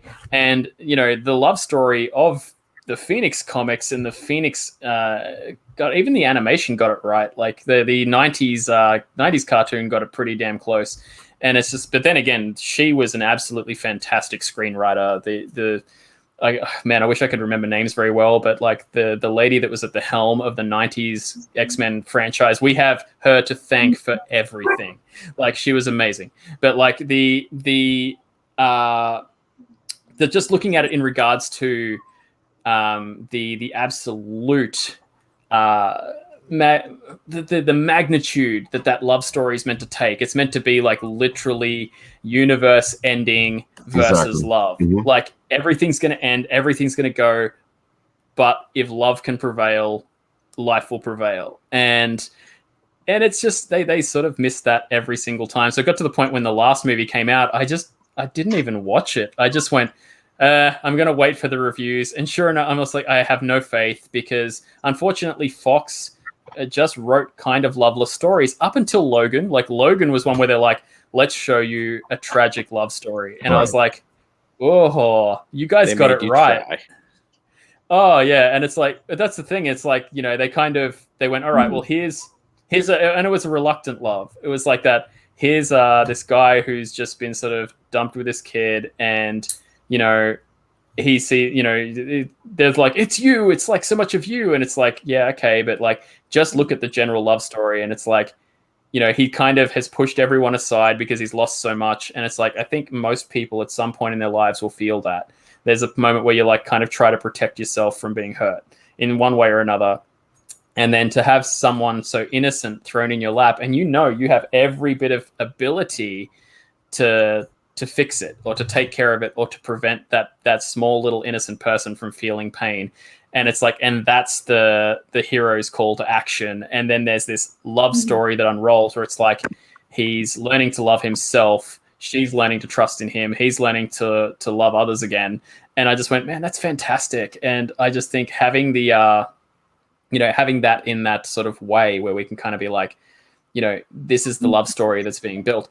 So it's not that like, oh, Fox can't write a movie. It's just like, I think that's what they did the wrong a lot of the time. Like, instead of focusing on why does Xavier do this? Well, Xavier is a man who's filled with love. Magneto is a man that's filled with fear. And it's like, that's the thing. It's like, that's the juxtaposition. They're both very stoic in how they approach stuff, but they're incredibly polar opposites in their love and fear. And so like writing that love story first, and that's why like I'm really happy that they're putting Wolverine on the shelf for a while, and they're putting Cyclops and the Phoenix on a shelf for a while to just let that kind of the flavor of the Fox universe kind of die out a little bit. I am going to say, like, I would love to see Hugh Jackman pop up for a moment in Multiverse of Madness. That would be awesome. I would love that little head nod and just like, having. But I mean, honestly, I want. Oh God, I'm going on tangents now. It's like the show's partly geeking out, so you're geeking out, bro. It's like, I mean, I would love to see, fan casting Wolverine. I want to see someone who's a short, gnarly person. Like, I want to see a really gnarly kind of person who's just like very gristly. DeVito. Oh, but well, he's supposed to be 5'3", and Hugh Jackman was like 6 foot something. Yeah, exactly. I mean, I think like man. Huge jacked man. I mean, I honestly, oh man, who was I'm trying to remember now. I had a fan cast for Wolverine that is almost universally everyone universally hates it, but I still stand by it. It was Radcliffe, I know has been in the works. See, even Radcliffe's like, yeah, look, I'm like Wolverine if he was thrown in a dryer for too long. And, it's like, hang on, I'm just trying to remember the name. I know Elizabeth has to get on her way. Otherwise, after that, I would say continue to preach, my man, because I have been right on board with most of what you're saying. I think, okay, like, party. All right, Elizabeth. Let's but I was hoping we could, let's give you your final wrap up, your final word. You can tell the audience where they can find you, where they can find your book. Anything you want to say, you got the floor. Go for it.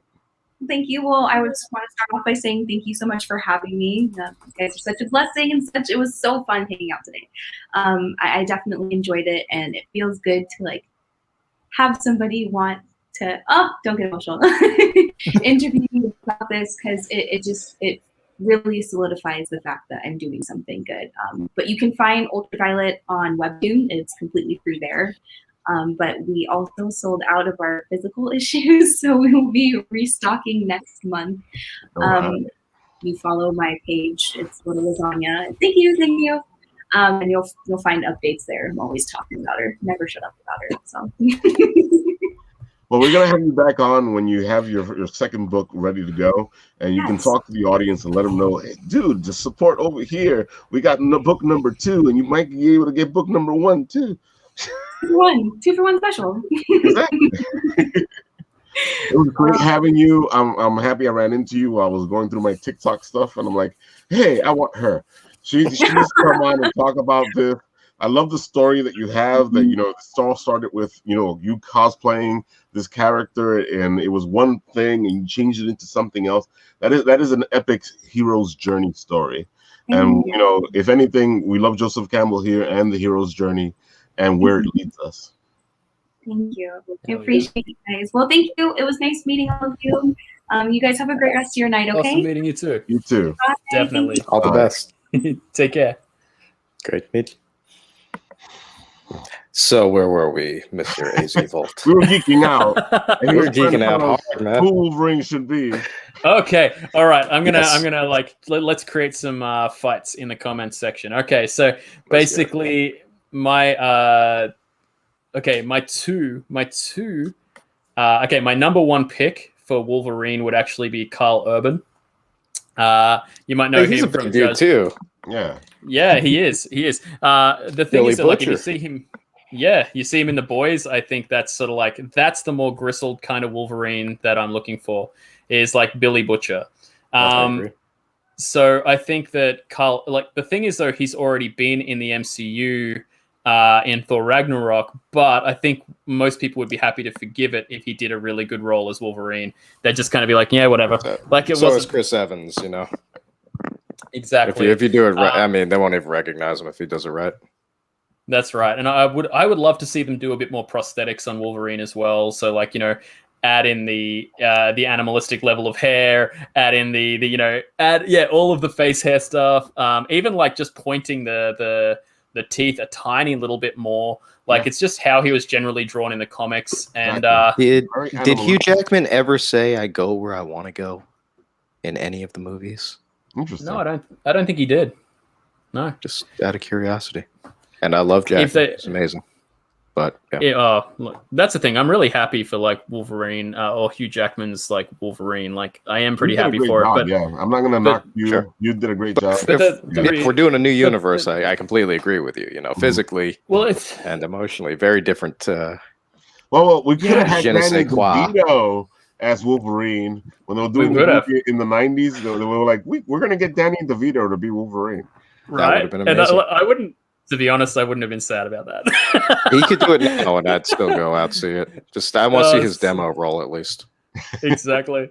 I like if it's and honestly, like if there was this is the one that's going to cause most people to fight is I think the person who would put in a lot of work in order to break their typecasting if they were going to do the role would be Zac Efron. So he's another big guy though, isn't he? He's quite short. So he's very big, like muscular wise. And that was the biggest issue that Hugh Jackman had. Hugh Jackman actually can't hold muscle very well. And so he actually wore his body out very intensely by trying to constantly work out and hold muscle, where he's actually more closer to an ectomorphic body type, like very long and lean. And so he's very tall and very lanky. And then he had to work out incredibly hard. And he was pretty much just for 2 years straight eating nothing but chicken and broccoli and brown rice. And then to stay lean and be able to bulk muscle. And so, yeah, it was just one of those things where for Zac Efron, however, he's more of a mesomorphic body type. He holds muscle pretty well. He can stay lean fairly easy. But he's also been working out since he was quite young, so his body's quite used to holding onto that level of muscle. And he's at the younger end of it, so he could actually hold that muscle very easily for like another decade if he wanted to kind of push him through a decade's worth of Wolverine. And whereas, say, if the biggest thing for Hugh Jackman, like everyone's like, no one but Hugh Jackman. I'm like, no, like he said, it's too traumatic for him to keep working out like that in his old age. Like he can't keep doing it. So it's like it's got to be passed to somebody. Who do we pass it to? And I thought if it was Carl Urban, I'd be like, all right, we're going to do Wolverine, but we've got to give him some prosthetics or something. Like we can't be like expecting Carl Urban to be like, bodybuilding level kind of training to get to Wolverine's level. Like he has arms the size of like elephant thighs. Like, so I just figure like, all right, well maybe if we just kind of, the other option was like someone like Zac Efron, who's actually a very athletic guy. But I know a lot of people will look at Zac Efron and be like, they're either going to see him singing songs in his teenage years, or they're going to see him like with The Rock goofing off on like Baywatch or something, or like, with, kind of Bad Neighbors kind of stuff. But I think like with some people who've been typecast a little bit. He did the serial killer movie recently. I mean, that's not the worst. That's not the worst cast. I thought you were going to say like Kevin Hart or something. Like Zac Efron's not. Yeah, it's pretty good actually. Zac Efron's not I feel outrageous. like people like sell some of these actors short. Like I know everybody's looking at Twilight Boy and going, how can he be Batman? And I'm like, dude, have you seen? We respect so much we call him Twilight. Yeah. Honestly, like I think he's the person who hates Twilight the most on this planet, and it's like he got locked into that contract hard, and I think he wanted to leave after like the first or second movie. He was just like, oh no, but he was like he was locked into the contracts and he couldn't do it. So like, and yeah, so he was just like, man, this is sucky. But like, it's also that whole thing. I think when people have been kind of typecast in their career like that, they can go pretty hardcore and do some pretty intense stuff. Sure. Of all the pictures. Hey, that one's great. I figured he was the closest to Wolverine, so I'm like, hey. With the syringe hands. So like for anyone who doesn't know, this is a Mighty Boosh character called the Crack Fox, and if you haven't seen the Mighty Boosh, it's sort of like an early 2000s indie series by Noel Fielding and Julian Barrett, and they do this sort of episodic sort of. It's a series. It does run on a series and follow a character and follow characters through this thing. But they have a lot of these different zany kind of characters that they kind of in a skit series sort of way pick up, throw in, throw away. Sometimes they'll recycle them again, and it's pretty hilarious. But like, if you're a fairly straight-laced person, don't go watch it. That character is pretty symbolic of what you're going to encounter. But the other thing as well is they one of the things I loved about it though is the energy they've got in the series, because they just they have this there's a story that goes right back to episode 1 when basically they had this amazing costume team on and everything, and they're like, hey, come on in, let's get you dressed up, we're going to dress one of you up as a snake, and they're ready to do this massive prosthetics and make this person look like an amazing cobra. And instead Noel Fielding runs out the back, sticks a coat hanger around his head, pulls over a pair of stockings, like paints it, and then just comes in going like, oh, I'm a snake. And that was it. It's just like, that set the standard for the costumes from then on. It was just like, no, we wanted to kind of have the feel of like, this has been done by a high school level, art department. And so, yeah, so you've got these like really actually quite funny, quite witty scripts written in it. And it's like, I would say for geeks, you'll love it, because it's like, have you ever noticed how like Dungeons and Dragon games start off like very serious, but then they turn into and then they turn into what we know as Dungeons and Dragons in about like 1 to 2 to 3 sessions max. It turns into that kind of zany, off the hilt. Well, that's sort of what Mighty Boosh is, in my opinion. It's like maybe you're half a campaign into D&D. That's what you're going to expect, and that's what you always expect, because everybody starts to go, hey, what if I do this? No, let's just do the story. No, but if I do this over here, what do I do? And there goes Shadow Rabbit showing off his book. Yep, nice. It's so that's basically it. You've got I think one of the things I love doing is just sort of people coming in and throwing their challenges. We got Hella. Yeah. Hella was man, it's probably going back a fair while now. I think I drew Hella early on, and it was like I think that was early on in the year. I sort of came out and I was like, Thor Ragnarok was just my jam at that time, and I'm like, all right, I got to do this. But it was also one of my speed tests. I think I tried to do that one in about an hour or so. That's fantastic. I remember that, yeah. And yeah, I mean, it's stuff now where I'm like, oh God, why did I use this function on that thing? And but I think that's pretty much every artist ever. When you come back to your stuff, you're like, well, you just move on and don't look back too much. If you're ever looking at old work and you're satisfied, it means you gave up. I like that. That's pretty. No, I'm just kidding. But I could say that your work is phenomenal. So thanks, Seeps. I really appreciate that.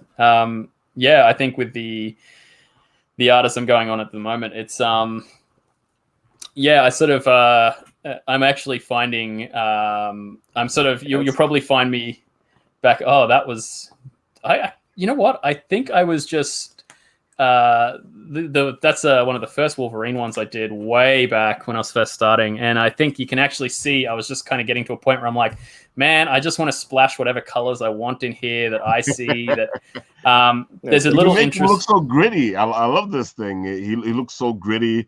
It just looks like he's looking at some light source that it's probably like a neon light, and he just being all noir and detective. Yeah, you don't see Well, teal as a backsplash on them, as the splash on them too often. I kind of like that. Yeah. Well, it's one of those things that I sort of like. I've tried to explain it to people before. I spent a couple of years actually having to study a hell of a lot of colors, and it's not that I see more colors than other people. It's just that it's kind of like when you buy a red car, suddenly you see red cars everywhere. And so it's, if I could explain to people, that's kind of what I see when I'm seeing light bouncing around the place. I see light bouncing on things that other people just aren't picking up. And so a lot of the time, you know, I tried to explain it to my partner, like she's lying in bed and I'm staring at the wall, and we've got this white roof, white walls, and I'm like, see, there's pink peach fuzz over here, and there's this fuchsia over there, and there's this over here, and there's green in that corner, and there's this and that, and she's staring at it going, it's a fucking white wall.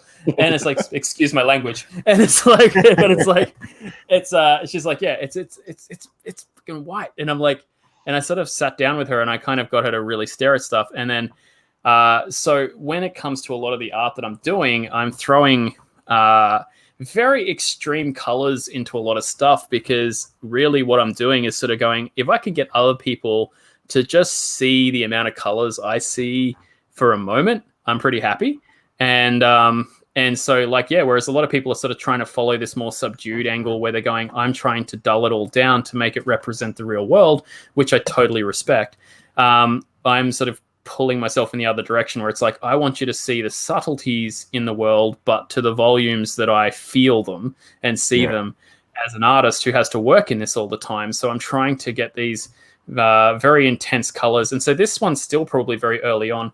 And, you know, but it's still that kind of, look, here's the way the light is saturated and falling around the place, and, you know, kind of letting people know that there are different hues in light constantly around you. And it's like, you know, there's obviously a lot of artists out there who are, you know, I definitely consider technically more proficient, but it's one of those things where I'm not really trying to achieve anything outside of just translating that little bit of information across, which is just, hey, do you want to see some colors that are around you that you might not be seeing? You know, can I show this to you? Though, as I look at your art, it feels electric, which is, you know, your name is AZ Volt, and it really feels electric. It feels like there's electricity around the whole thing. There's just this energy, you know. Each piece I look at, it all has that feeling of being really electric. Well, thank you. Firstly, I really appreciate that, because it's nice to get the feedback that you know, that's kind of that's working in the way that I'm hoping. It's also sort of what I'm hoping to do with my comic as well. Let's each page that I do in the comic, I want it to be something that I don't want it to be, okay, I got this page done, okay, on to the next page, okay, on to the next page. It's like, I will, if it needs to take 3 days to do a panel, I'll do a panel in 3 days. If it takes me a day to do 2 pages, I'll do that. But I really, and then there's been times I've gone back and repainted an entire page, because I'm like, as a complete art piece, this would look so much better done this way than that way. And you know, I'm currently sitting here staring at page 10 in front of me, and I've like come back to it and I'm like, nah, I need to add a bit more grittiness into this bottom piece. I want the colors to sort of go from super bright at the top and really vibrant and poppy, and I want to change the tone as it gets down to the bottom. And so I think approaching for my comic particularly, I want to approach it more as a visual artist rather than just a panel artist, where I'm just sort of going, right, well, I did a technically proficient line art and technically proficient color work. And I think that's sort of how I approach it as well for other people when they're sort of going, hey, can you do color work for me? Like, I think I did some, well, I don't think I know. It's like I did I did some color work for Rob's stuff when he was doing. Oh yeah, it was fantastic. I like what you did with Pinguino. You know, when you did, it really like stood out, and they made it into a cover, right? Yeah, it was it was one where he's taking on the alligator. And it was like, I think when I first came across Rob was, we, like a lot of us in the art sort of community, we sort of probably have friended half of each other, but never really definitely. And it's like, yeah, we've probably never really sort of spent the time to take the time to look at each other's stuff as much as we probably should. But Rob, I think, was doing a live stream on Facebook, and I sort of wandered in there, and he was doing this alligator character. He's doing the line work at the time, and I popped in there, and I think there was like, he had like maybe 3 or 4 of us in there, and he was just like, "Oh, what should I do here?" And I'm like, "Oh, do you want an Australian's input?" And he's just like, and he's like, I'm like, "Is that a crocodile?" And he's like, yeah, it's a crocodile. And I was like, okay, well, it's a crocodile. Well, it's got to be a Bowie knife. And he's like, Bowie knife. And I'm like, yeah, man, it's got to be a Bowie knife. You got to have this like hunting knife if it's going to be an Australian crocodile. Like, you can't not make a reference to like Crocodile Dundee when you're doing this crocodile with a knife. Yeah. It's just like, you can't have like this crocodile with a Kubra hat and not have a hunting knife, like a big Bowie knife.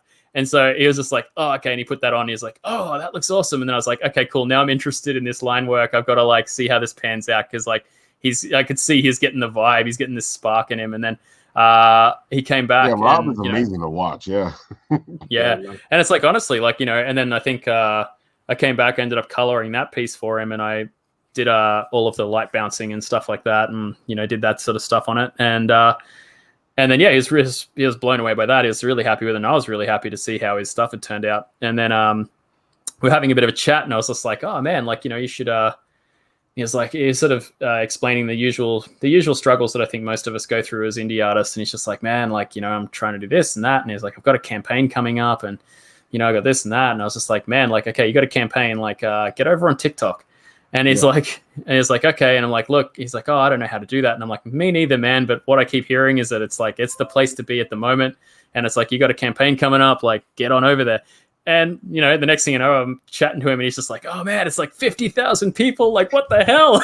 And I'm like, holy. Yeah, he exploded, man. But he has this energy that he puts into his drawing, and that voice of his, and it all just works together. It does. And that's the thing. It's like, great. You got to know how to piece it together. And I think the best thing is Rob sort of found, people know what to expect when they go there. It's not like mine's a mess. Mine is literally like my art table. Like, you turn up there and it's just like, okay, here's a Smurf, and here's this, and here's that, and here's another picture. Oh, here's an old guy's face, and here's this other thing. And it's like, it's like his branding is very on point. Yeah, he's on point with his branding. Yeah. And so like people, it's got to be very safe for people to kind of do this stuff. And this one's actually for a novel cover that I did for someone. This looks badass, man. How do you go? So, did you study color theory, or is this all you on your own, playing around with different combinations of color? Is this just you staring off into the abyss and noticing all of these auras around you? Like, how are you getting it? Because this is real dynamic. I like that. Yeah. It's mostly staring into the abyss. That's what it really is. That's what it really all comes down to, anyway. I mean, honestly, I study it's kind of like if I look across the room now, I've got a whiteboard propped up in a corner. In front of it, I've got an orange lamp. The orange lamp is casting up warm hues around it. If I look at the ceiling, most people will be like, "Oh, it's a softer orange." It's like, actually, it's not. It's actually a softer pink by the time it reaches the top, because it goes through all the cold hues of blue as it reaches the top. And it's like, and then if you look behind the actual, there's a triangle coming up behind of shadow, and most people will be like, oh, okay, that's a shadow. That's going to be like this blue. It's like, actually, no, it's green. That's actually a subtle hint of green in that. And the blue only reaches in when you get towards the corners of the shadow. And it's like, it's things like that like, I don't know whether it just comes down to taking the time to obsessively stare at each section. Like, basically, if I was to advise someone what to do, it's like, take a time to sort of like look at one patch of the area that you're looking at and really break it down in your mind, and then move on to the next patch of color and break it down in your mind when you're studying color around you in the environment. Most people have the technical proficiency to do this kind of stuff. What they don't have is the patience to observe things. Like, a lot of young guys out there I see creating amazing stuff technically, but they don't take the time to look at things like where light is casting and then how different light interacts with each other and creates different colors. And so, yeah, like, if we're looking in the stadium at the back, like the stadium lights at the back are going to be almost white yellow. They're not white because we're not close enough to them. If we were closer down the back, they would be white. Like, so we see the light, the electricity inside this guy's arm, that's white because we're closer to it. But, it's going to be more diffused. So it's, again, like if you paint with color and intensity, like a lot of people don't realize that, you can actually just paint with colors instead of actually like paint light as colors. So what they go for straight away is they actually go for the try to outline it or something. Well, or they do the glow brushes over the top of stuff. And so a lot of the time what they'll do is sort of default to that. And don't mind, like I will use that as sort of like a hazing effect at the end of things. But a lot of the time what I'm doing is painting directly with color. And so, when you're actually painting directly with color, you start to sort of realize that, light does have its own colors in it. And you've got to sort of be able to work that through the current things that you've got without muddying it. So, if you've got someone's skin tone underneath it, and like, let's say that, someone's got very pale skin, if you come painting in straight on it and, muddy it all up with other colors, no one's going to know what color that skin was by the end of it, which if it's in the right environment and the right intensity of light, that's the way it should be, but not all the time. And, and when it comes down to, it's also understanding how different skin works as well. Like, and I think that that's a controversy that people have, like when sort of people go, oh, why don't people paint more dark skinned people? And it's like, why don't light-skinned people paint more dark-skinned people? Honestly, all they really need to do is go and watch, a couple of tutorials and they'll figure it out. All they've got to do is actually invert the way that they draw, because light skin works predominantly on shadow as its defining feature, whereas dark skin works predominantly on reflection as its defining feature and light. Wow, I never thought about that. So if you actually, because if you try to take dark skin and then only put shadows on it, and put very little light on it, it doesn't actually come up very well. And the other thing as well is, like, depending on the darkness of the skin as well and the tones, there are golds and there are blues and there are purples, and these are hues that are quite natural in normal light, but people don't actually look at these golds, blues, and purples. And so because they're working on these peach, pink, beige, and browns, and they don't understand, you've got to go into these blues and into these golds and into these purples to actually make the thing look decent, and actually, like, kind of realistic. Then they sort of feel like, oh, I can't do it well. Why can't I do it well? I always try to paint it really high detail, and then it gets to a point where it looks weird because I put too much detail. And it's like, you can put less detail, just go explore the color gambit a little bit more. And it's like, maybe it's because they might not have enough people who are willing to let them just stare at their face in different light. And it's like, but honestly, I'm the guy in like the public who just sort of sits down and like just fades off staring at people's faces. So it's, what are you looking at? You get a lot of inspiration from people watching like that. Definitely. Like, there was, when I went overseas, a lot of the time, one of the best parts about being a tourist is just that you can kind of walk around and stare at things with your mouth wide open, and people are like, oh yeah, cool. Yeah, and get away with it. You just put a camera around your neck and you blend into the absurdity of the situation well. Exactly. And one of the biggest challenges I love doing was challenging myself with was like taking, like, especially when you're in the back of a cab that's like racing around the place, was looking out the window, seeing something, taking a mental snapshot of like the entire scene that you saw, and then trying to hold on to it until you got back to your hotel room to draw it. And, so like, for instance, one of them was just like, I saw a guy on his scooter, and the scooter was sort of leaning in towards the gutter, and he was sort of like, he was the kickstand for the scooter, and he was sort of like, just his feet sort of crossed over on the footpath, and he was leant over having a smoke, and his scooter was like parked in the gutter, and he had like his hoodie, and he literally was looking over, and kind of we caught each other's eyes as the car's going past, and there's just this look in his eye like, don't fucking bother me, like I'm on a break. And I just had that like, and I just went, oh, yeah. And it's like, I say the trick for most people is, look for, say, like 7 points of detail, so it's some people say, look for 10, look for 12. Everyone's got their little magic number. you'll get better. You can get to a point where you can actually just the more your memory bank is filled with stuff, like eventually it'll get down to just a few. So you could be like, one point of detail is the back of a scooter. The next is a lanky guy in a hoodie with sneakers. And then the next part might be this pose holding a cigarette. And that would be like 3 points of detail, as long as you know how to draw that. But if you don't know how to draw a hoodie, then it's like, okay, I've got to focus on this hoodie looks like this way. You know, the scooter, oh, what do the wheels look like? What does this look like? So, you know, that's why like people say building up your visual library helps, because you can just kind of pull it really quickly in. I'd have to say the thing I suck with is cars. So that's why like in my comic, I've got it all like, as I kind of did the same thing they did on Dragon Ball, where it's like, none of my cars look like cars. They're all like, they're just ovals with... It's like, well, here's my futuristic world where I do like really cool cyber looking cars. Because like the way I see it is, all right, well, we're in a futuristic world, or we're in a world, just a flat out world that has, you know, superheroes, and some of them are super geniuses. Like, really, do we really think that like tires are a thing?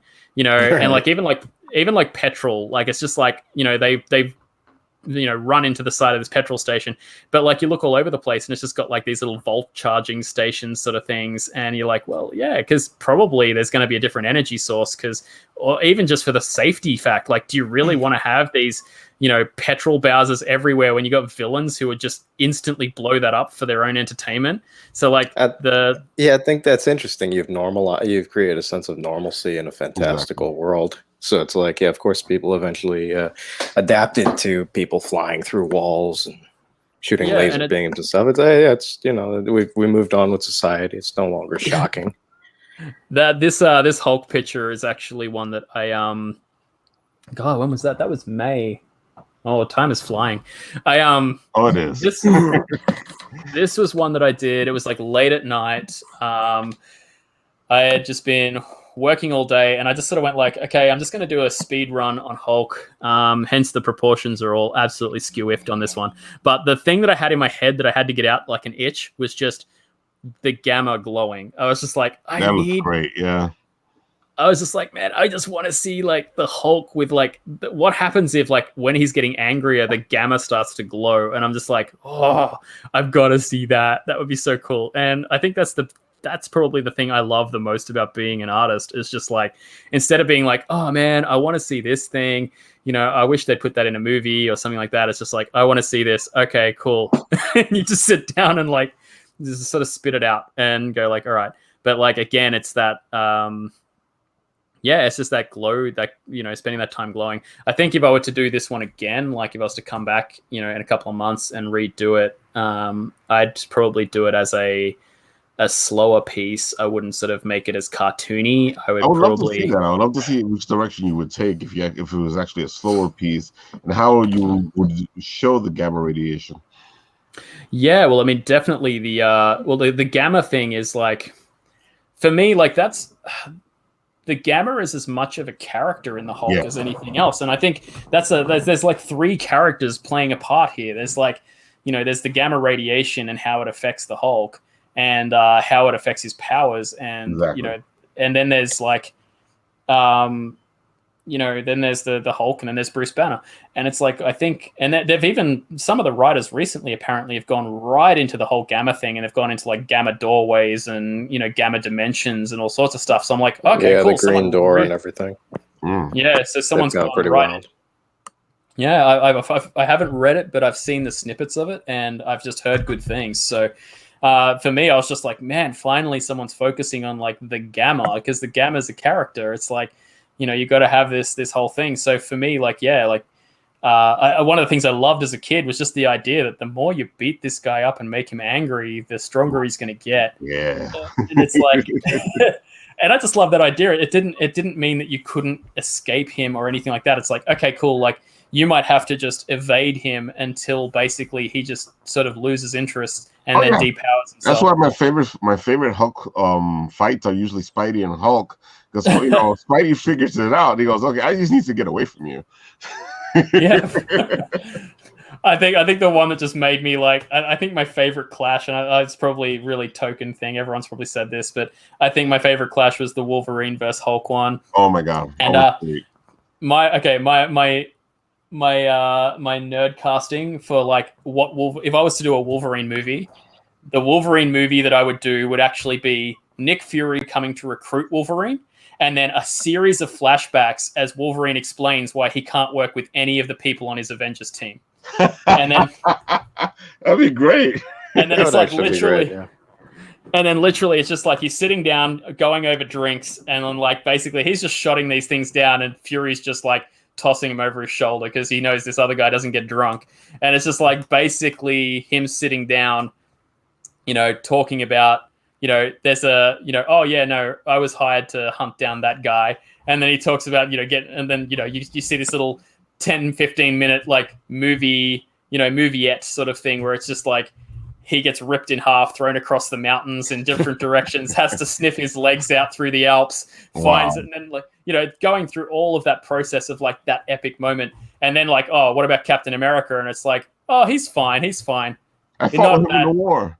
Yeah, and it's like, you know, he's like, yeah, cool, but I don't play well with Boy Scouts. And then it's like, well, you know, oh no, he's fine. It's like, yeah, no, we already know I don't play well with Boy Scouts. And then it like goes, and it shows like maybe some series where Cap got in the way of him killing Red Skull or something like that. And it's like, Makes you know, sense. literally, you know, Cap would basically take the whole like don't murder if you have a choice kind of thing. Like we sort of So seeing that whole like moral Boy Scout clash with Wolverine, whose whole pitch is, you know, I'm very good at what I do, and what I do isn't very nice. And and it's like, you know, so actually seeing that play out, and then kind of having it flash back to, you know, Iron Man. And I think Iron Man would be fantastic to see some scenario where Wolverine's actually out in the desert and Iron Man is taking out all these guys, and Wolverine is, you know, just wandering through the desert as he does at times because he just, you know, he does that. But also the whole fact of like seeing that, you know, Iron Man has, you know, really screwed up the area in his battles. And like, you know, literally there's one thing that everyone wanted to see, and that was Wolverine peeling Iron Man out of his suit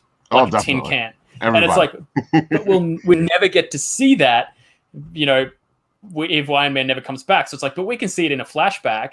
And that's it's like, true. And the thing is though, we could also see it as like, hey, why did Iron Man get this upgrade or that upgrade? Or why did he have the stuff that suddenly flew back onto his body? And it's like, well, what if Wolverine pulled all the stuff off him and he wasn't able to get it back? And so he created this armor that could fly back onto him and be reinforced. Yeah. So it's like, you know, so having this sort of situation where it actually says like, well, yeah, he did encounter this guy. Well, why didn't he tell everyone? It's like, well, that's, I don't know, maybe he was embarrassed, or maybe he thought it was something that he was meant to keep an eye on, and he never lost track of the guy. He just couldn't track the guy. And yeah, him and Bucky fighting in a bar back in the 60s or something. Yeah, yeah. Or even, I like this. Well, even I actually thought, well, with the Bucky one, the Bucky and the Winter Soldier one, I actually thought having him go up against Bucky and then having them both screwed over by Omega Red, because they actually do it.